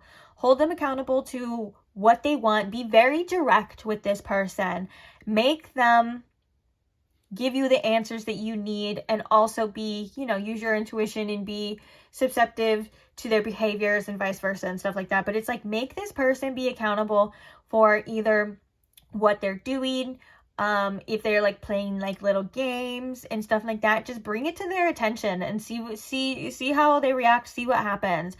For some of you, they might be like, wow, you know, I didn't realize that, or, you know, and then I'll try to, you know, if they want to try to be better, they want to try to change, that's awesome. If they, you know, for some of you too, they may get very defensive at first, and like, and if they try to like lash out, you know, like, be aware of that. It's going to show you where this person is at, and what they're able to give you too. Okay. So I kind of feel like this, just be aware of this person when they do come back. Because with this, I can't be the person you need me to be and all of that too, it doesn't mean that they don't want you. It doesn't mean that everything that we've been talking about on their feelings isn't true, but they could be maybe being a bit selfish too. It is a general reading, so just obviously do what you feel is best for you. But it kind of feels like Spirit's like, if there's any bullshit that this person is bringing to you, you need to call them out on it, and just hold them accountable. You don't have to be mean about it or anything like that, but just be very like direct and stern. Oh, I just realized too, I always come running back to you. Oh, and then underneath there we have, you live in my head rent free. I'm coming back to you. I'm going to reach out soon. So if that first message about them like wanting to reach out or having things to say, oh, look, the sun when I cut it too. Wanting to be very positive, optimistic about this situation. Was that a first message with you guys? With the King of Wands, and I'm starting to, you know, you guys know when I channel, my memory is horrible, and I'm like, was that another reading, or is that this one? It don't matter. It's been a theme there. Okay, so just be aware when this person comes back. Hold them accountable. Make sure they're telling you what they actually feel, not what you want them, what they want you to hear. Okay, so we're going to get some confirmation. Hopefully, we did have a lot of zodiac signs come out. We had Scorpio, Capricorn, Sagittarius, Aries already. If I'm missing any, I'm sorry, but we're gonna see if there's any other zodiac signs that are significant here. And that 6th house energy too makes me think of Virgo. For some of you, Mars in the 6th house could be significant. I don't know why that's coming up. Maybe that's a transit as well. Okay. Moving on. If I go back into the messages, we'll be here forever. So Spirit, what are some significant zodiac signs here for my pile too? Can we give them some confirmation? We have Libra. Okay. So the end of September and October could be significant too. Another Libra. We'll roll again. Don't worry, guys. In Aries. Okay. So we have more Aries energy here. More Capricorn energy here too. Oh, let me get the months, sorry. January and the end of December for Capricorn, and Aries, my Aries are the end of March and April. And Virgo. Okay. So we have September, which that's also Libra too. So the month of September could be significant. And the end of August. What are some initials here, Spirit, for my pile 2? Oh, we got a lot. Okay. So we have a P. I was just going to grab it, the U. But it makes me think of like, P-U, this stinks. Oh, brother, this guy stinks. Okay, so we have D. We have an F. A V. Oh, I was just going to say, if we have an O, so which we do, this makes me think of POV, point of view. Maybe that's something that this person is working on too, is like trying to see things from your point of view and the other person's point of view and not just them. With this, maybe this like energy right here, they can come off sometimes as being quite selfish or only thinking about them. I'm hearing that this person doesn't mean to be this way a lot of the time though.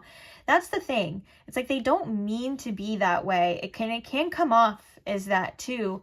It's just their needs to be maturing in the emotional sense. So we have a J, an N, a D, an H, a B, a Z, and a G and an M.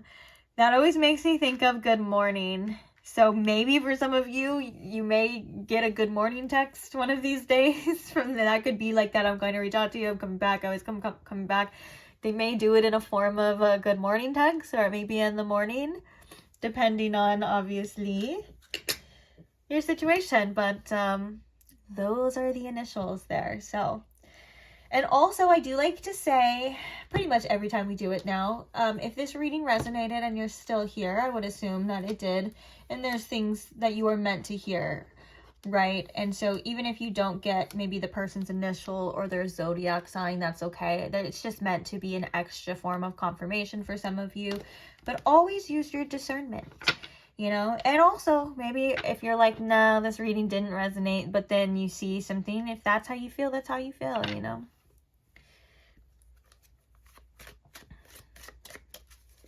It's up to you to decide ultimately is what I'm trying to say. Okay, so now we're going to move on to the last part, which is your advice. Let's see. Oh, and I said in pile 1 too, I was like, we brought the OG deck back.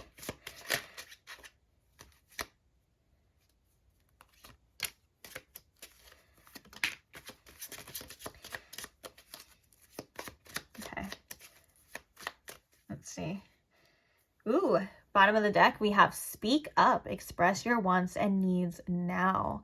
That could also be very relevant to when you receive this conversation from this person, when they reach out, or maybe if you get tired of waiting and you want to reach out. That's also up to you. You know, again, it's your life. You're the leader. You take charge. You do whatever you want. But this speak up is definitely like, no one can know exactly how you feel. No one can know exactly what you want. No one can know exactly what you need unless you say it. If you do have hesitations about expressing yourself, just look at that and ask yourself why. Is there a little bit of healing or maybe a little bit of love that needs to be with sometimes expressing our needs? Were we told in past relationships or by our parents that we're too much, or that when we have needs, we're being whiny, or you know what I'm saying? Like, did it get negative feedback when we spoke up about our needs and stuff like that? Because that is something that can happen, and it makes us hesitant or not fully want to speak up. Or like sometimes, like if you're feeling a type of way and you're kind of showing signs or microaggressions and you want your partner to be like, to know exactly what's going on and stuff, but then they're aware that there's something wrong, but they're not able to exactly pinpoint it, and you're like, well, I want you to know. That doesn't come from a place of emotional manipulation. It comes from a place of that, exactly, like feeling like sometimes your needs are too much, or when you do speak up, you know, you're either shut down, you're told you're this, you're annoying, blah blah blah, and all of that's obviously not true, but we carry that with us. So just be aware of that, and try your best to, you know, it's always good sometimes to lay it all out all on the table. That way there's nothing left unsaid, and you don't have to worry about reading between the lines and stuff like that. And then also sometimes there can be hesitation on speaking up about our needs and our wants in relationships, because we're kind of fearing that if the other person isn't able to meet them, or if they're not going to do those things for us, or be able to do those things for us, then we have to accept the hard truth of, well, dang, this person isn't gonna be able to give me what I need. And that could also be a reason for hesitation too. So just be aware of like these things when it comes to that as well. And like I said, say how you feel. If you communicate obviously in a healthy way, there's if it's the right person, you know, there's nothing you guys wouldn't be able to talk through and work through eventually, right?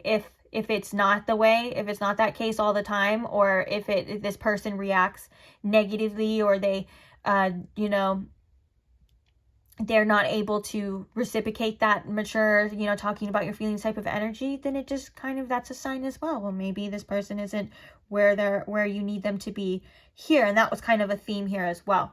So we have self-development isn't for the weak. If you're uncomfortable or triggered, it means you're doing it right. Becoming a better human is always worth it. This is just a sign as well that you are in that self-development too. You are growing, you are evolving. And if it is uncomfortable and you've kind of been wondering or questioning it, Spirit's kind of coming through to confirm, to say that, you know, you're still doing the right thing. You're still doing what you can, and you are learning. So be easy on yourself, okay? You're growing, and growing pains can suck, and just give yourself a little bit more credit when it comes to that. And it's good just to know that, you know, you want to be better, and sometimes that's enough to just to it's enough for you to, you know, acknowledge the fact that you want to be better, and that's amazing.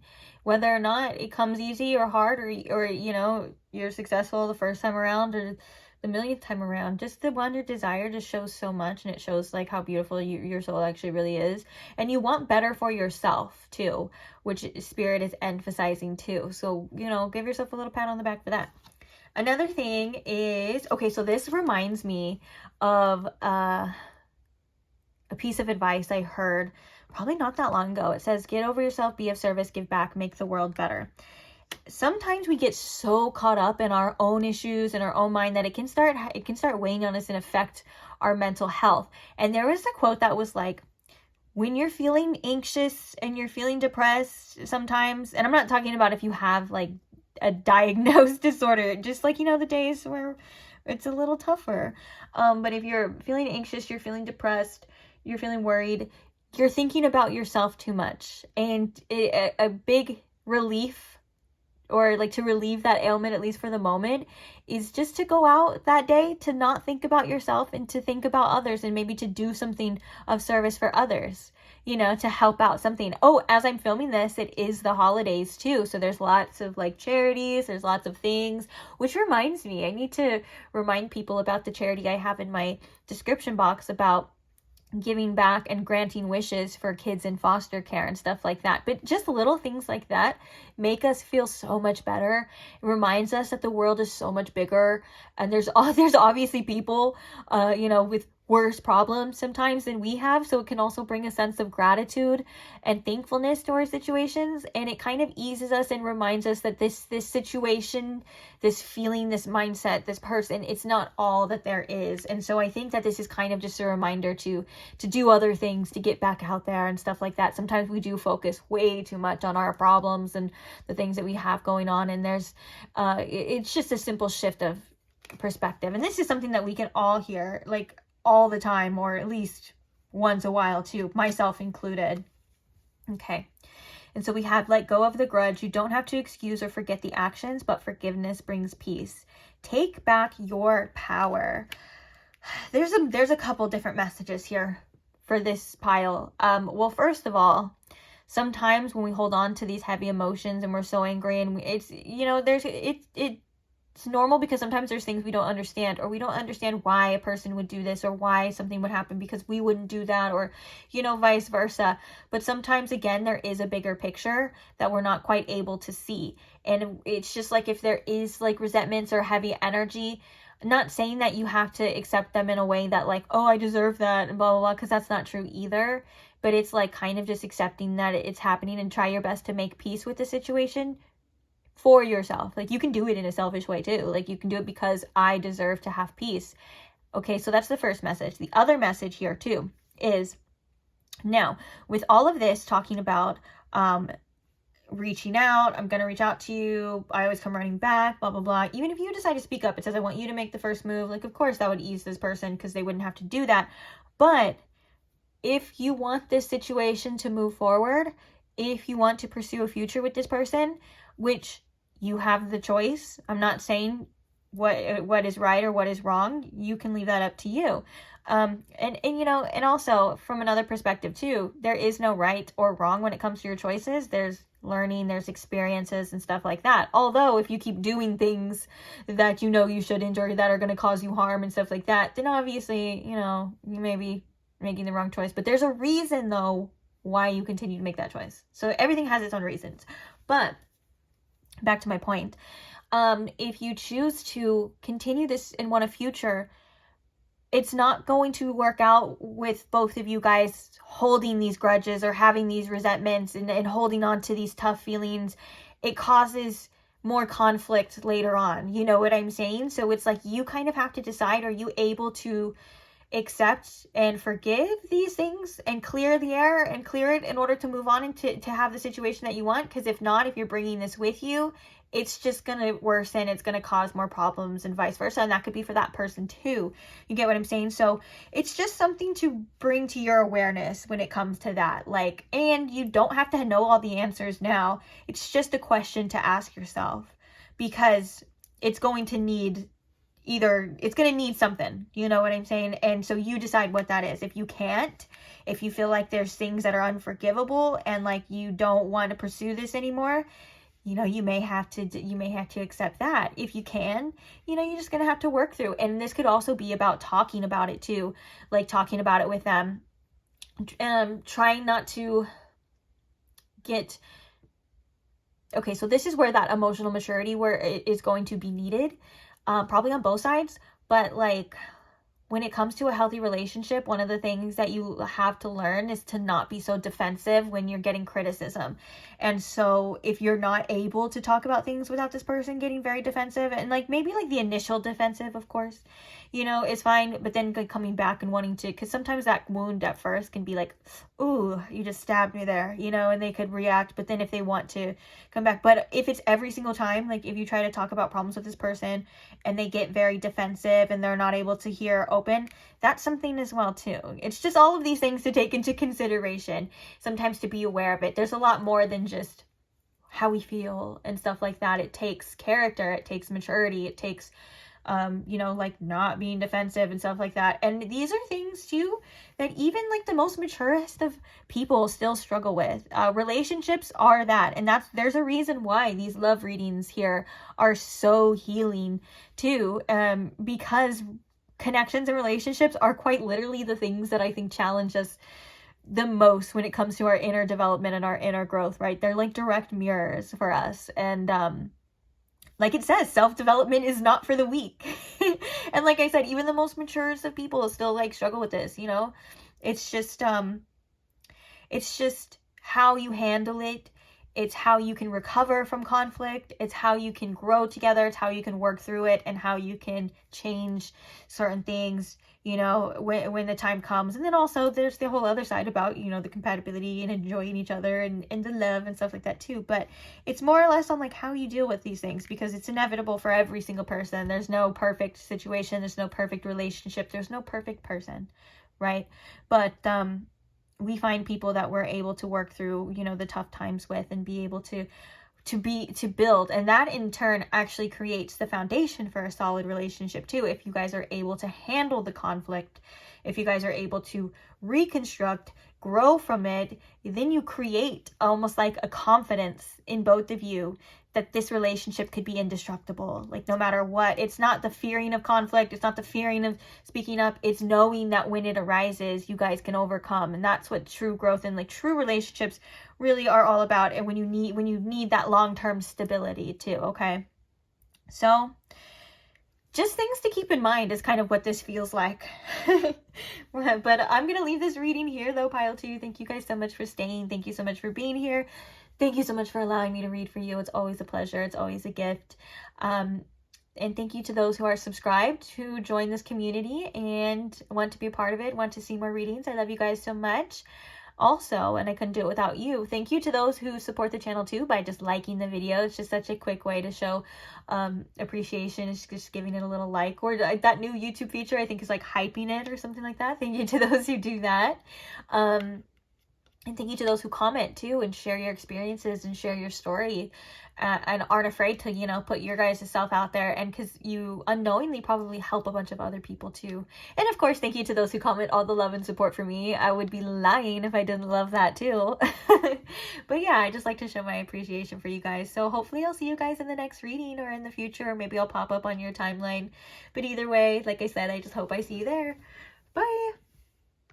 Hi pile 3, welcome to your reading. If you chose the Love Tarot deck or the Onyx Stone, which if you're wondering why your stone's over here and not in the middle like usual, there was a huge glare and you couldn't even see it, and it's a beautiful stone, so I wanted to put it there where it wasn't right under the light, where you guys could actually get a good look at it. So welcome to your reading. We're going to be looking at the person on your mind and what is the truth of their feelings for you. So if you're new here, I usually just try to get as much information as possible on the topics at hand in these readings. They can be a bit longer. If that's not your thing, you can just pause it, or you can save it, come back to it when you want. You can fast forward, you can do whatever you want. But sometimes it can feel like there's just a lot of information being thrown at you. So if you feel called to grabbing like a pen and paper, or opening your notes app, or however it would be that you would jot down like specific information that stands out to you, you can pause the video here and do that too, just so you know. So it is, like I said, we're going to try to get as much information. So let's go ahead and begin. I don't want to waste any time. We're going to be using the tarot. We're going to be clarifying even further with an oracle deck. We have 2 different types. Well, technically 3, because it's 2 decks in one, and then another deck of channeled messages is what I was going to say. And then at the very end, we do advice for you. And then in between that, or right before that, we do some confirmation. So we'll be getting some zodiac signs and some initials as well.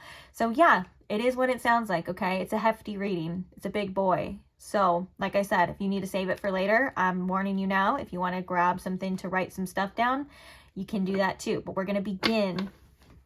So I'm going to set the intention and invite Spirit in.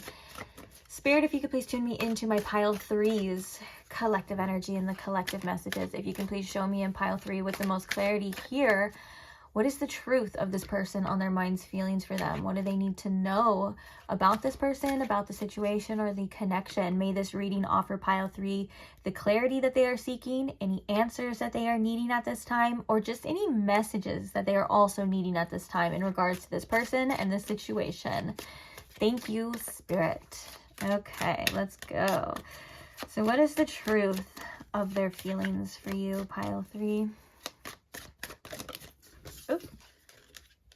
We have the Moon. Oh my gosh, I knew that card was going to come out first, because when I was shuffling this deck before, when I was setting it all up, the Moon card came out as well. And I was like, let me find out that this is for the reading. And I was like, let me find out this is the first card. I swear I said that. So that's so funny. Also, this is the card in the tarot that is connected to Pisces. So the sign of Pisces could be significant. And also the Moon is the ruler of Cancer too. So we'll even throw some Cancer energy in there as well. But lots of water energy already. Lots of emotions coming through.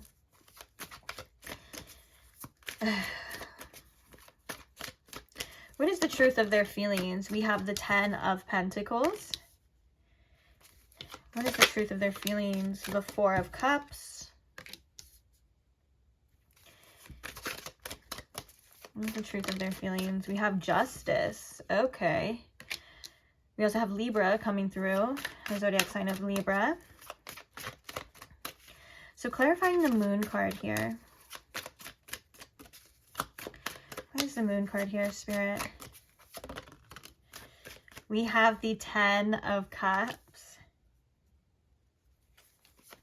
Clarifying the 10 of Pentacles. We have the Page of Cups. Clarifying the 4 of Cups. We have the 9 of Swords. We also have coming out too, though, we have the Queen of Pentacles, oh, I thought it said the King, sorry, the Knight of Cups, and the King of Pentacles. Okay, that's actually a message too. We're putting that to the side. And clarifying the Justice card, Spirit. We have the Queen of Cups. Bottom of the deck, we have the 7 of Cups. It's funny that the Moon is the first card coming through, because the Moon can often signify like things that we're not able to see, secrets, hidden things, hidden messages, hidden feelings. But this messages for this person's feelings are coming out pretty loud and clear. Like at each card, it's like, this is the message, this is the message, this is the message. Don't get me wrong, as a reader, I love that. So I just thought that was kind of very interesting. So maybe it could be unclear to you, but this person's, the feelings are quite clear. Okay. So I want to put this back, so we're going to talk about this first. We have the King of Cups and the Queen of Cups on each side, and the Knight of Cups in the middle. The Knight of Cups being expressing how we feel, our heart's desires. It's the romantic card, right? It's the Knight. It's the Knight in shining armor. It's the soft one. It's the lovey-dovey one. And I feel like they just feel so much between you and them.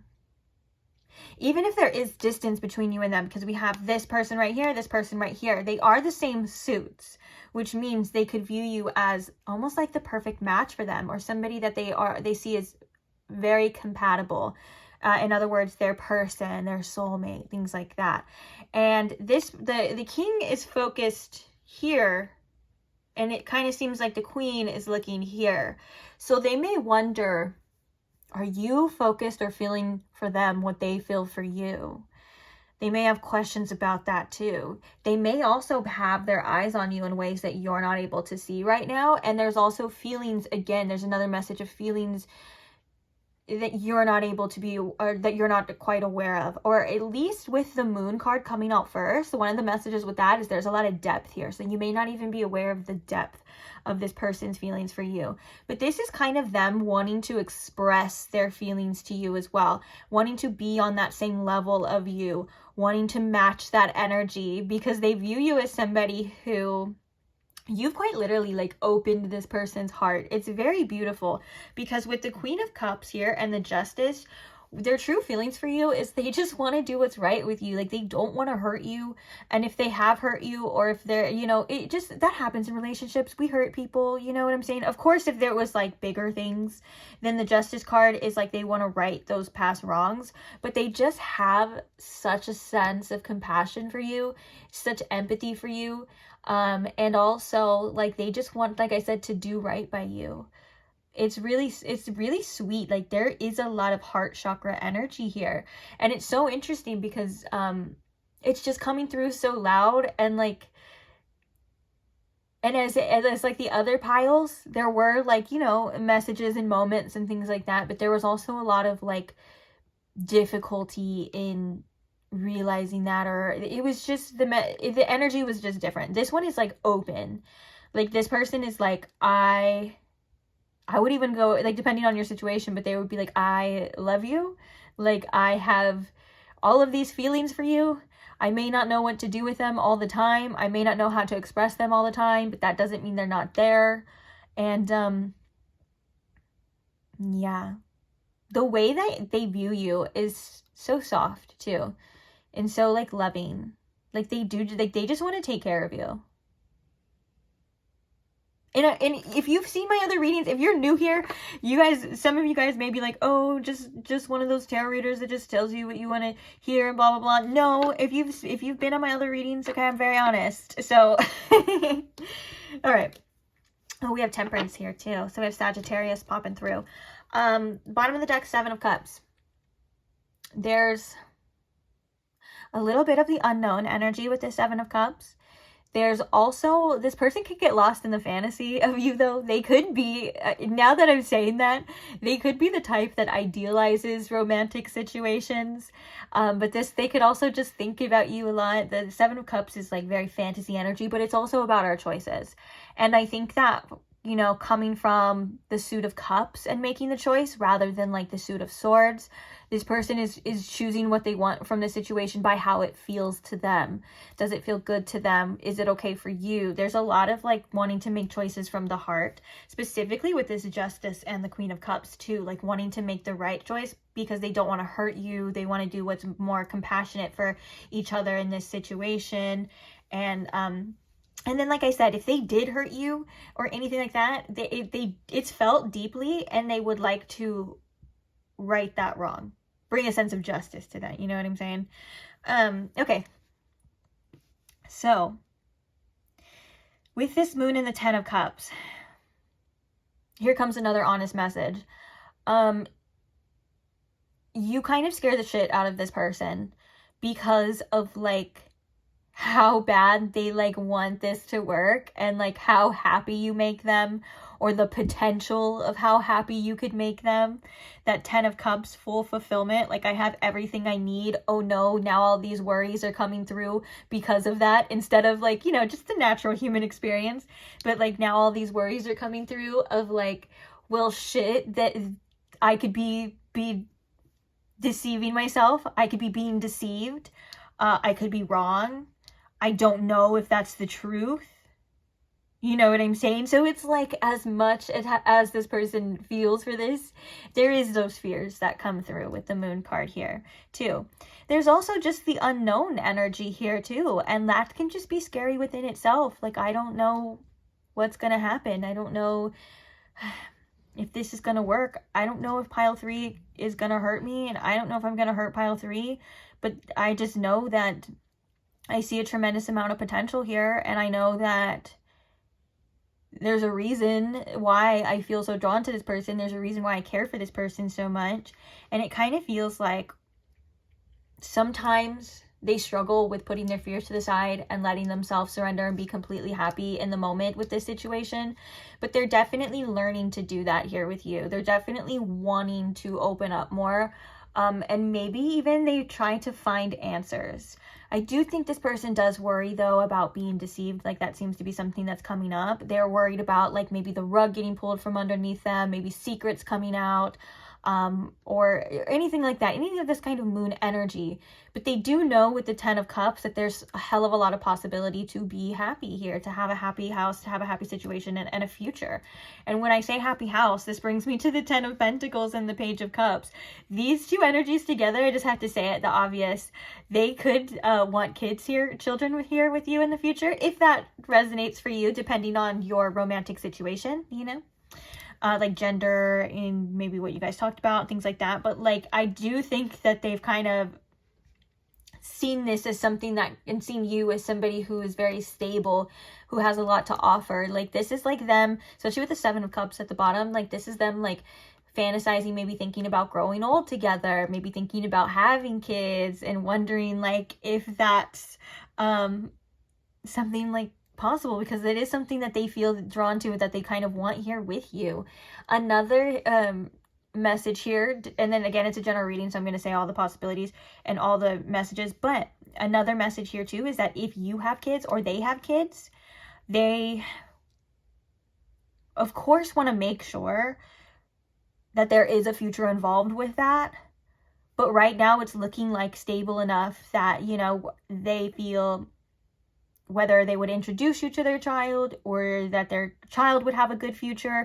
It's something that they look for and they kind of see here within you, okay? Like, this is a stable person, this is a stable figure that could actually, you know, nurture my child too as they grow up, because that's like a huge priority if they have kids here too. And then, like I said, just take what resonates. Obviously, that message isn't going to be for everybody, but it will be for the person that has a child, or if they have a child. And also with the 10 of Pentacles, like, and the 10 of Cups, these are both end game energy. So this person sees you as somebody that they want a future with. You've made them feel things that I think they're surprised to feel. Another thing too is, okay, now I know we were talking about all the beautiful gushy stuff, but of course it feels like this person is human.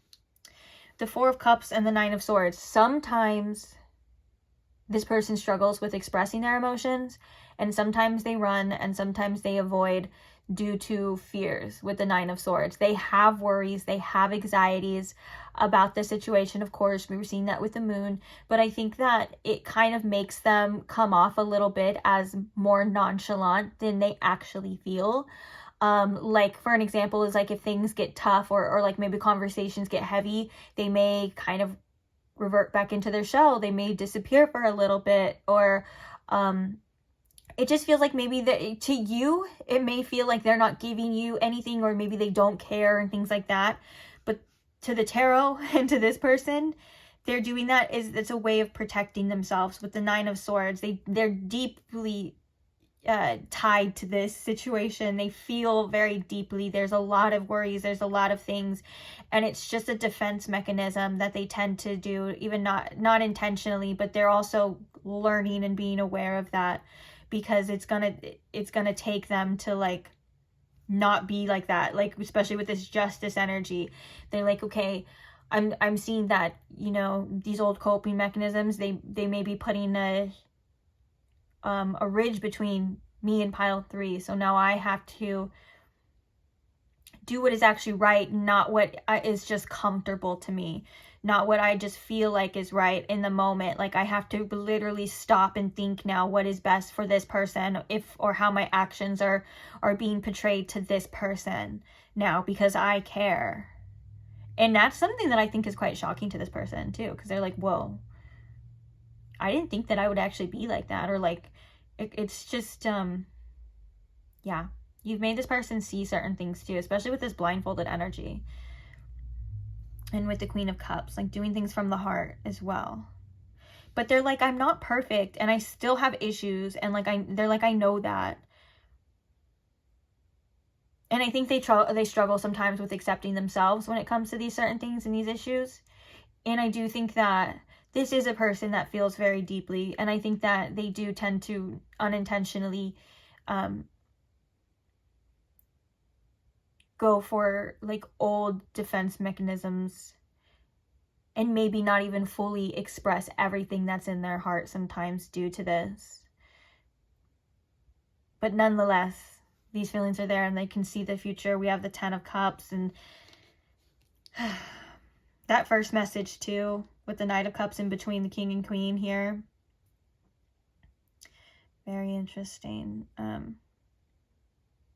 Another message with the Page of Cups and the 10 of Pentacles too, though, is that they're definitely opening their heart and opening their mind to the possibilities of this being like a future thing.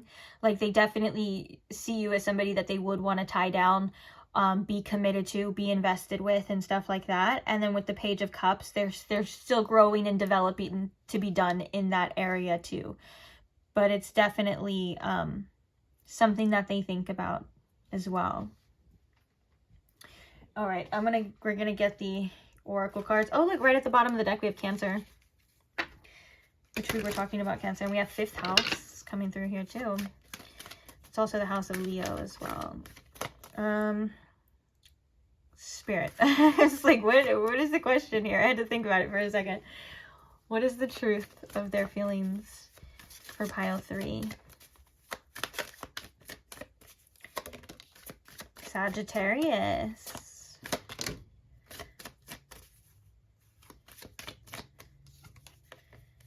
6th house.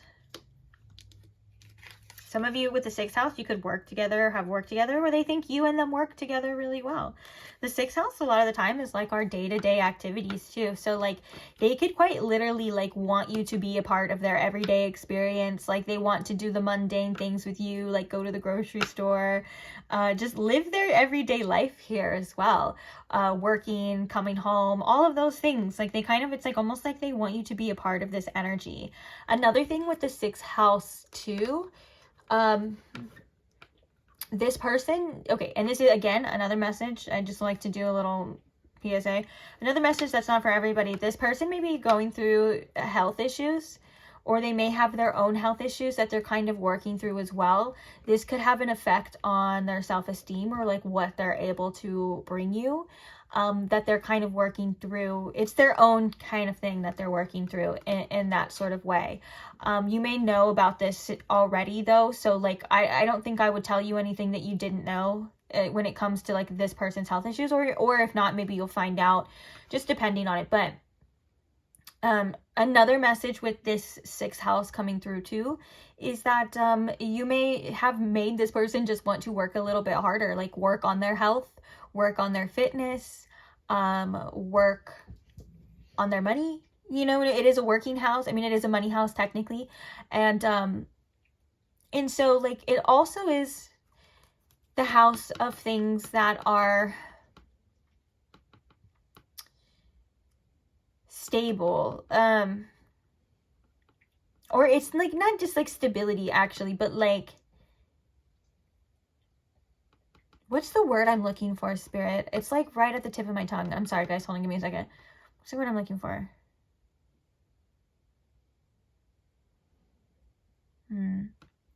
It's like, what the heck? Why am I hearing accountability? Okay, well, I guess that kind of works.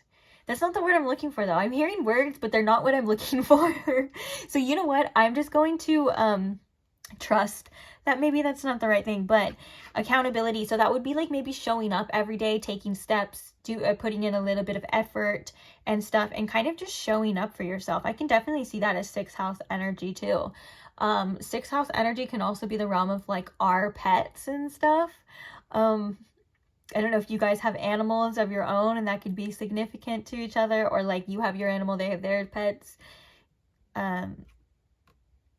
Did I say that other message? I'm sorry, guys. I'm getting a little off track now. Why am I just keep hearing like ecosystem, like a healthy and balanced ecosystem. Oh, okay. Spirit said equilibrium. Okay. So in equilibrium, and that is actually 6th house energy too, like balancing work, love, play, things like that. This person could actually have a hard time with you doing that. Not that they can't do it, but like you could take up, you may have just become just a big part of their mental energy and their mental space.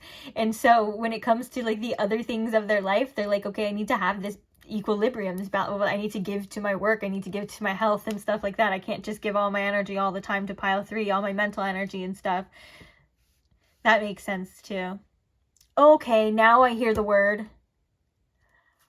That, guys, that actually almost kind of pissed me off, I'm not gonna lie. Because as we said all the other messages and I was literally about to move on, I heard sustainability, and that was the freaking word that I was looking for. I am so annoyed, but also that's actually hilarious. But yeah, so this is something that they would like to sustain, and they realize that it's going to take effort, it's going to take time and things like that, and you know, step by step daily things, but this situation is sustainable to them for the future. God, like 10 minutes later, but we got it. Okay, so we have Sagittarius too. There's a curiosity behind this Sagittarius energy in particular, wanting to explore, wanting to learn, kind of that kind of fearlessness of taking charge. And it's funny because now we have Lilith here. So Lilith energy can be quite tough, but it's also meant to be profound. It's meant for anything that holds you back, suppresses you, oppresses you. It's meant to be overcome and taking your power back from that. So this could be about those fears, those old habits, that avoidance here, that we're kind of seeing a little bit because of this Nine of Swords energy, kind of overcoming this, not allowing it to control you anymore. Now you're in control of it. That is all about like Lilith energy too. Another thing with this Lilith card though, there's this kind of seductive qualities to that. So maybe they think of you as like somebody who is or could be like seducing them in a way. And also they could think of you or this situation at times as a little taboo, maybe as like something that's not quite normal to them, or they're going through a process of accepting these things, and it could also be these new qualities about them or the way that they feel. It's going to take a sense of acceptance, and maybe at first they were like, no way, no, I'm not doing that, or that's not what it is, that can't be. And Lilith is coming through as like, it's not what you thought, it's not what you're used to, and it's obviously bringing up a lot of things, but you're meant to grab hold of this. You're meant to overcome this. It's not meant to drown you. It's not meant to, even though, you know, it could be lessons from this person's past. Also pay attention if you guys have synastry, like maybe you guys could have 6th house synastry, or maybe Lilith and Sagittarius for some of you, or you guys could have, if you're able to have the information for you and their synastry chart, you guys could have aspects to whether it's Black Moon Lilith or the Meteor Lilith, depending on your guys' charts. But I would check them both if you can. See what they are, see where they lie. That could, you know, be helpful information. Bottom of the deck, we have Mars. Yeah, there is a really strong attraction for you from this person, though. Mars kind of coming in reverse here, though. Oh, especially like Mars and Capricorn. They could be a lot more like withheld, though. And they may not be acting on every impulse, but there is such a primal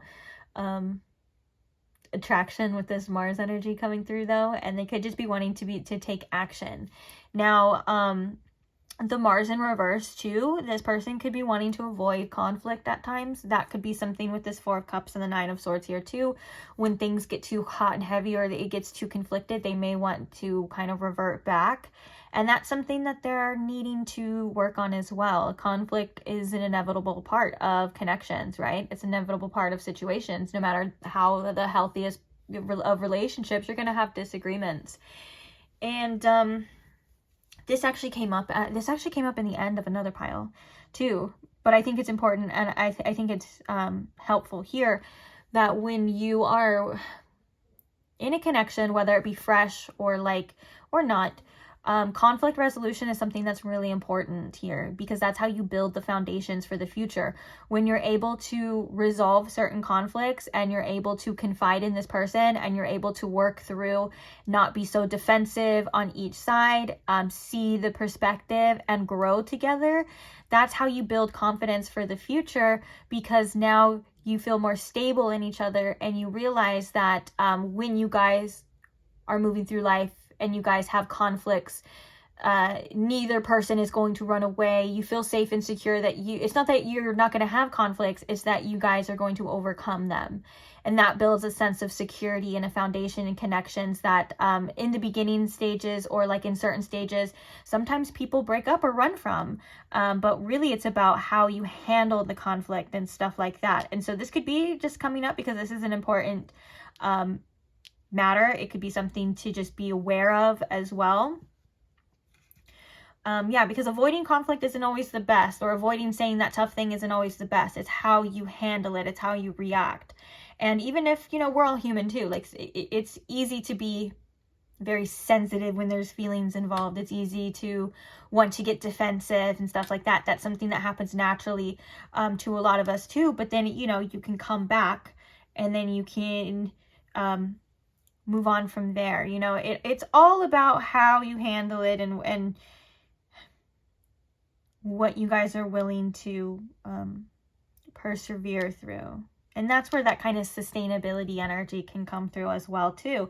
Well, this is something that, you know, we want for a long time. So we're going to have to work through issues. We're going to have to overcome fears. We're going to have to, and work together. And that is going to take this person showing up and being accountable. Okay, I'm seeing why accountability was like the first word too, because as I was like channeling it and gonna say like be accountable, I was hearing like little snickering too, and I was like, okay, spirit, okay, it makes sense. I see why now things happen in the order that they happen in, even when channeling for people. But yeah, this is like overcoming with this Lilith energy. Interesting messages with you guys so far. Okay, I want to go and get some channeled messages now. I feel like we're kind of blasting through your guys' reading. Or maybe it just feels like that to me. I have no idea. And I also have no concept of time. I could look at the clock right now and it could be like already like 30 minutes in. Spirit, what is the truth of their feelings? We have show me you care. Bottom of the deck, I want to move in together. I'm hearing that this person would feel very safe, or they feel better when, you know, you're very compassionate towards them, or you're very loving towards them and stuff like that. It makes them feel really good. But just also, you know, be aware you need that back too. It's not a one-way street. And obviously with the Queen of Cups and the Justice, they want to be that for you, and they feel like you are that. So it's not like anything new to them. But they just love being loved by you. They love when you're cute with them. They love when they know that you care, or like maybe sometimes, okay, this may sound bad, but they like when you show a bit of weakness and vulnerability, or if you show concern or maybe even a little bit of pain towards them. They like that. Not that you're in pain or that you are concerned, but it validates them. It validates their feelings, like, oh dang, pile 3 actually they really do care about me. Like, that's crazy. What is the truth of their feelings, Spirit? Oh, I miss you so much, but I'm too stubborn to tell you. I don't know how to act around you. This is kind of a lot. I don't know if we're going to. I'm embarrassed that I acted so immature. We're going to see what else comes out. I blamed you for things that I did. I'm kind of just throwing them off though, but I don't know how to act around you. But I was sensing there is a little bit of avoidance, and specifically with the 4 of Cups and the 9 of Swords, that could be around vulnerability. And it's just, but it seems to be out of fear. It seems to be out of anxiety. And it kind of does double down on that message that this person may come off as a lot more nonchalant or aloof than they actually are.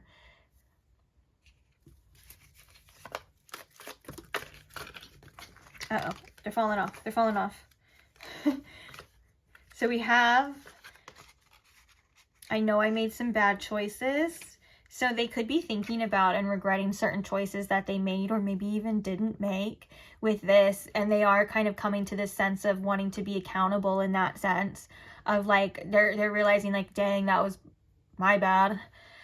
And we have, you'll be the one that got away. This kind of shows that intensity for that feelings and that connection, like that king and queen that we had of the same thing, like my person, stuff like that. So they're like, if this doesn't work out, or if it's over, or whatever the reason is, they're like, you definitely will be the one that got away. And that's why there's the fear of like how much they actually feel for you, how much they actually want this for you. I think that is very telling to why that was one of the first messages of like, holy shit, like you actually scare the shit out of this person sometimes for how much they know that they could just be so attached to you. We have, I was a fool. This could also represent the Fool card too. Maybe they feel like they were a bit naive, and they're definitely learning some things. But I was thinking like this could be the Fool card of like wanting a fresh start. And then right when I like moved, we have, can we just start over? Interesting. But I think they are kind of withholding themselves, but it's really worrying them at the same time with the 9 of Swords. Like the more they hold back, like the more they start to like get anxiety about it, the more they start to worry about it, and it kind of festers, which is the irony, because it's the irony because we're thinking that we're doing that as a way to like, sorry, my dog's right behind me and he's getting antsy. We think that we're doing that as a way of like protecting ourselves or easing it, but it's Not always the case. Okay, what is the truth of their feelings here? We are twin flames. There's definitely the intensity. What is the truth of their feelings here? We have, I know that I messed up, but I lie to myself about it. So I know I made some bad choices. I know that I messed up, but I do lie to myself about it. So maybe they still are needing to sit with it and take that into more consideration and be more accountable of the things. I am also hearing that I lied to myself about it. It brings up really intense emotions when this person thinks of certain things, whether that's things that they've done or whatever the energy is between you and them, if it's not good right now. Like I said with that Justice card and the Queen of Cups, like if they did mess up, they feel really bad about it. And there is a lot of feelings that come up, almost like all of this empathy coming through. And so sometimes they may just try to avoid it because of how it feels, like the intensity of it. And they may have problems accepting it because that would mean that they would have to accept other things too. Like potentially like hurting you or this being the end, you know? What is the truth of their feelings, Spirit? Oh. From the moment I saw you, I knew you were the one. And then we have, I want you. That's that like Mars and Lilith energy for sure. Bottom of the deck, we have, darling, you are perfect. And then we also have, I don't want to move on from you, but I don't want to change my ways either. Okay, now I see, Spirit, once again, why accountability was so important when I was like, what's the word? And I couldn't find the word, and it was like accountability and like all these other things. I was like, interesting. Why am I hearing that? Well, these tell a story on that for sure. Needing to be accountability, needing to change. And also with the Seven of Cups here, there's something about choices, choosing from the heart, not from the ego. And then we have wanting to wipe the slate clean.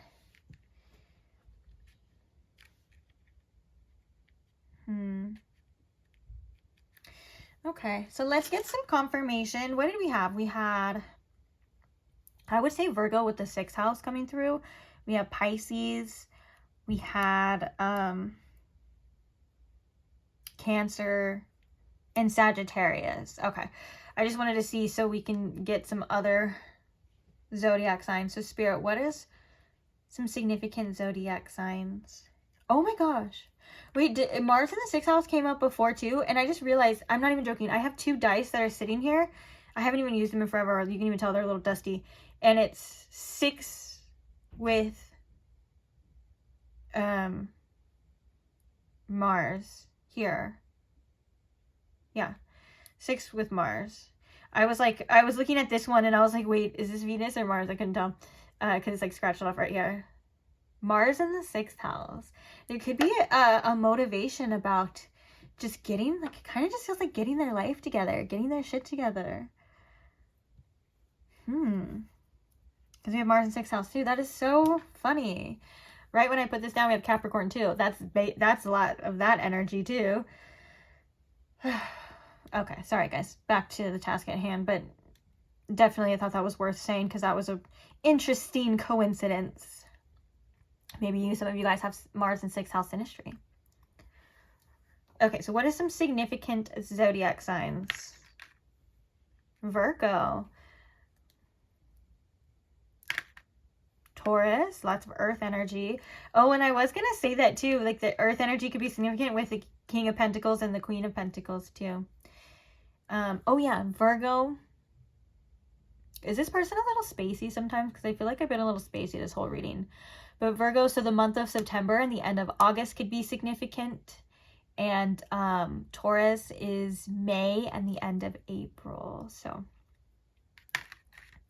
and Aquarius. Okay. So February or the end of January. So those are the significant zodiac signs. I mean, we could even go far as to say, since Mars is so significant, Aries energy and Scorpio energy too.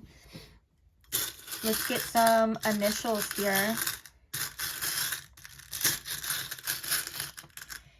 I want to grab another one. I was like, as I was grabbing that, I was like, that's not all. Ooh, we have a lot of vowels here too, which means we could probably spell a lot of words. So we have Q. We have a J.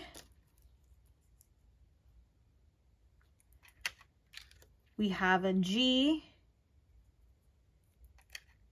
A T. Another G. Oh, we have another Q too. Cutie. We have an O. Oh, we have two O's too. Oh, right here, I was going to do the two O's and then an R right here, like root. I know that's like the roots, planting roots, getting to the root of the problem. I know it's backwards, but you get what I'm saying. So we have two E's here too. A lot of doubles. We have C. This makes me think of like CC for some reason. We have a V. An I. Can we literally spell the name Victor? V-I-C-T-O-R. Wow, we can. Oh, is there a Y? Victory. I love that. I don't know why I'm spelling it here for you guys, but victory. Maybe this person just really wants it to be successful here with you. They really want it to work out with you. We also have zoo. Maybe this person feels like they're like in their own like entrapment. COO. Let me know if you guys find any other words because I'll be here forever. But like definitely leave it in a comment for pile 3. Like, hey, pile 3, these are the words. They could be significant for you, or these are the words that I found. They could help. You never know. It could help each other out, and they could also help you out too. But those are the initials. Now, like I always want to remind you guys, specifically if you're new here, if this whole reading resonated and say you didn't get, my dog is trying to squeeze through the side. That is so funny. He's a big boy. If you didn't get confirmation on their zodiac sign or their initial, that doesn't mean you have to throw the whole thing out. Trust yourself. Use your discernment too. There's most likely a reason why you've stayed this long. So it's most likely still for you. It's just meant to be a little extra confirmation for some of you. Okay. So now we're going to move on to the advice portion. Ooh, why am I hearing like ooh wee, like oof? Uh-oh, is this going to be a tough one? I don't know. Let's see. Now I'm nervous. Okay. So we have watch your temper. Don't cause damage to yourself or others because of tough feelings. Take a deep breath before acting. Now, this doesn't even have to just be about anger. For some of you, that it could also sometimes, like if you, or you may have had past situations too, to where like you quickly acted on a feeling and then regretted it after, or it could be sometimes a form of self-sabotage, or this could be a sense of like, even when it comes to like yearning or like feeling like, you know, you need to like ease the tension or you need to ease this feeling. Spirit is saying that maybe not every emotion needs a reaction, but allow yourself to sit with it. Nothing is going to last forever. Ironically, you know, when we sit with the feelings, the tough emotions, that's when they start to clear out. That is how you process them and move through them faster. But it almost feels counterintuitive, right? Because for those of you that feel very intensely, or, you know, it's scary, it's a struggle, everything in us says, don't, or do something to relieve it, right? And so Spirit's like, maybe you don't have to relieve everything, you just have to sit with it and watch how things start to unfold. You may need to take a little bit of time to register, to process your feelings, and that's okay too. You don't have to feel too much pressure about a situation or anything, at least at this time. Things are going to work out the way that they're meant to work out, okay? What is the advice here? Ooh, finish what you started. Get after it. For those of you, this could be like your goals or things that you've been saying you want to do. Okay, there's a lot coming out here, sorry. This could be like your goals or the things that you say you want to do. For like, this could just be that reminder of like going through with your plan. If you said you were going to do something, if you said that you needed to do something and you decided in that moment it was what's best for you, Spirit is saying to continue on that path. That could be a decision about this person, this situation, or that could be just like we said, like, you know, if you have things that you need to get done, Spirit's like, and you know you want to do, there's a reason for that. There's an intuitive reason for that. So don't talk yourself out of finishing things that are important to you. And this could also be like mundane things too. This could be all over. Like, it could be like, maybe you wanted to start a new workout plan. Maybe you wanted to start, you know, eating healthier. Maybe you wanted to fold all that laundry. Maybe you wanted to start a new morning routine. You wanted to, you know, meditate more, whatever it is. I could sit here all day with examples, but whatever it is, like, Spirit's like, there's a reason why you had that idea. So it's time to you finish what you start, follow through with things. It's okay, you know, that we kind of get distracted, or we don't. That's something that's natural. It happens to me too. It happens to the best of us, but Spirit's saying like there's reasons for certain things, and I'm going to leave it to you to decide what that actually means to you and what those things actually are, because this is something that could also be on an intuitive level. Like, I'm telling you something and you already know what that is, you know? So we have, don't be petty. You got no time for stupid drama. It's not that serious. Yeah, don't fall into the trap of drama and things like that, especially when people want to get a reaction out of you. Sometimes when we're hurt, we can feel like we want to like reciprocate that energy and stuff like that. And again, that's just a natural emotion, and it's something that we've all done. It doesn't make having these feelings, or like, it doesn't make you a bad person whatsoever. It makes you somebody that was probably hurt, maybe somebody that was probably offended. You know, like, there are reasons for it, but Spirit's saying right now your energy is best suited on yourself and avoiding any sort of like chaos or any sort of drama, whether that's like the people in your life, this person's family, or anything like that, or maybe even in your own self. You know, like, Spirit's like, that's not you. That's not who you truly are. And sometimes we get so caught up on the little things and we don't even realize that it's like just wasting our energy and our time. Like, Spirit's like, you're too good for that. And if people are bringing that to you, you're too good to that. For that. Comparing yourself to others is pointless. Things may not be as they seem. Just do you. I'm hearing that there's things that you don't quite understand right now. So it may look one way and it may be another way, or you may feel one thing and like intuitively, and you may be sensing one thing. Spirit's saying like that actually serves its purpose too. That is for a reason. Specifically too, if you're comparing yourself or you're comparing your life to others, relationships to others, this is how it should be. Even if it's to like that make-believe measuring stick in your own mind. I'm supposed to have this by now. I'm supposed to be here by now. None of that is actually real, and none of that actually matters, because your journey is unique to yourself. This is a message that's actually been coming up in the collective a lot. But yeah, so like, we don't even realize sometimes how much we compare, and we don't even realize sometimes too, like, how much societal standards are embedded in us, and like, or like what we feel like our parents want and things like that. But ultimately, it's your life and it's what's best for you. If you find yourself comparing yourself to people on the internet, maybe take some time away from that. Don't get too caught up on that. Everything is fake. I don't care. I don't care what anyone says.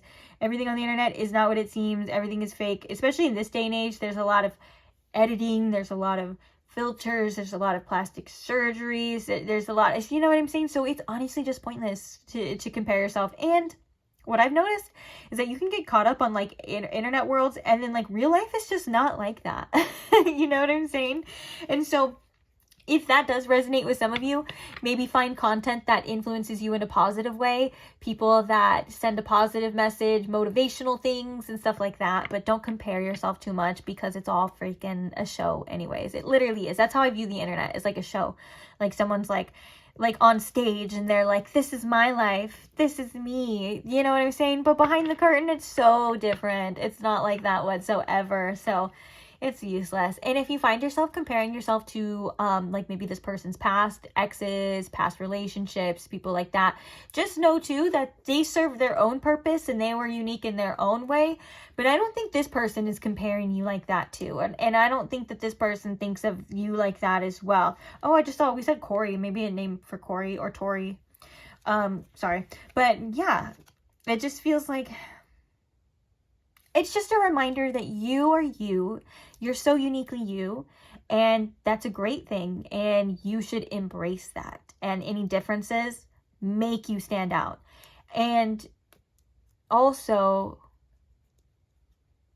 yeah, no, that's pretty much it. And your journey, and your journey is yours alone. Sometimes we just need that reminder that, you know, it's okay if it's not what you thought it was going to be, what you think it is, or your future could look different too. You know what I'm saying? Because it's different than what we're able to predict, what we have in mind. And like the next person, you know, you guys can have similar situations, but also completely different outcomes too. And that could be for your own individual divine purposes and divine reasons.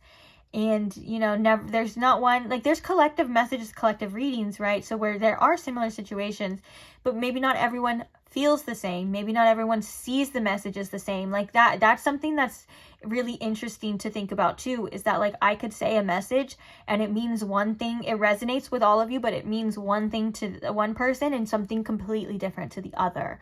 And it just has a funny little way of working. So still, you know, everyone's situation is different and unique, and it's supposed to be like that. So comparing is really just pointless. And I have to remind myself that again as well, because it's easy. Your mind wants to find familiarity. Your mind wants to make sense of something. And sometimes we just have to accept that. We don't know. Sometimes that we don't have all the answers. And that can be quite freeing as well. So I think that's pretty much it. Also with this Mars energy, watch your temper. Mars in the 6th house and stuff like that too. If you feel it's right, just focusing more on a sense of compassion could be easier, whether that's compassion for yourself, this person, their situation. But also I do want to say you feel how you feel, and that's okay. Like whatever feelings come up for you are perfectly valid and perfectly fine. I don't want to tell you how to feel, but I don't want you to react in ways that just make your life harder, you know. And that could be for many different emotions too. There is a silent power in being able to observe your emotions rather than react, whether that's reacting from a place of fear, from a place of loss, from a place of grief, from a place of want, from a place of anger. It doesn't matter, you know, if you're able to like sit and not let your feelings control you, you are a tremendously powerful person, my friend. And I will commend you on that. Okay. So I'm going to leave this reading here. Hopefully it helped. Thank you for being here though. Thank you for allowing me to read for you, and thank you for being a part of this, specifically to my people that are subscribed. Thank you for being a part of this beautiful community that we are building. I appreciate you guys so much. Thank you to those who like the videos. That's just such a simple way of showing support for the channel. Thank you to those who comment and share your stories, share your experiences, and share your love. I love to see it. I love to read it, and I'm just so grateful for every single one of you. So just gotta show my gratitude. And that's it. I'm pretty much off. So hopefully I'll see you guys again, whether it's another reading. If you're subscribed, most likely. If you're not subscribed, I do have tons of timeless tarot content already posted. Feel free to check that out or subscribe for more. And if not, maybe I'll see you randomly on your feed in the future when you need another message. But either way, I will see you guys there. Bye!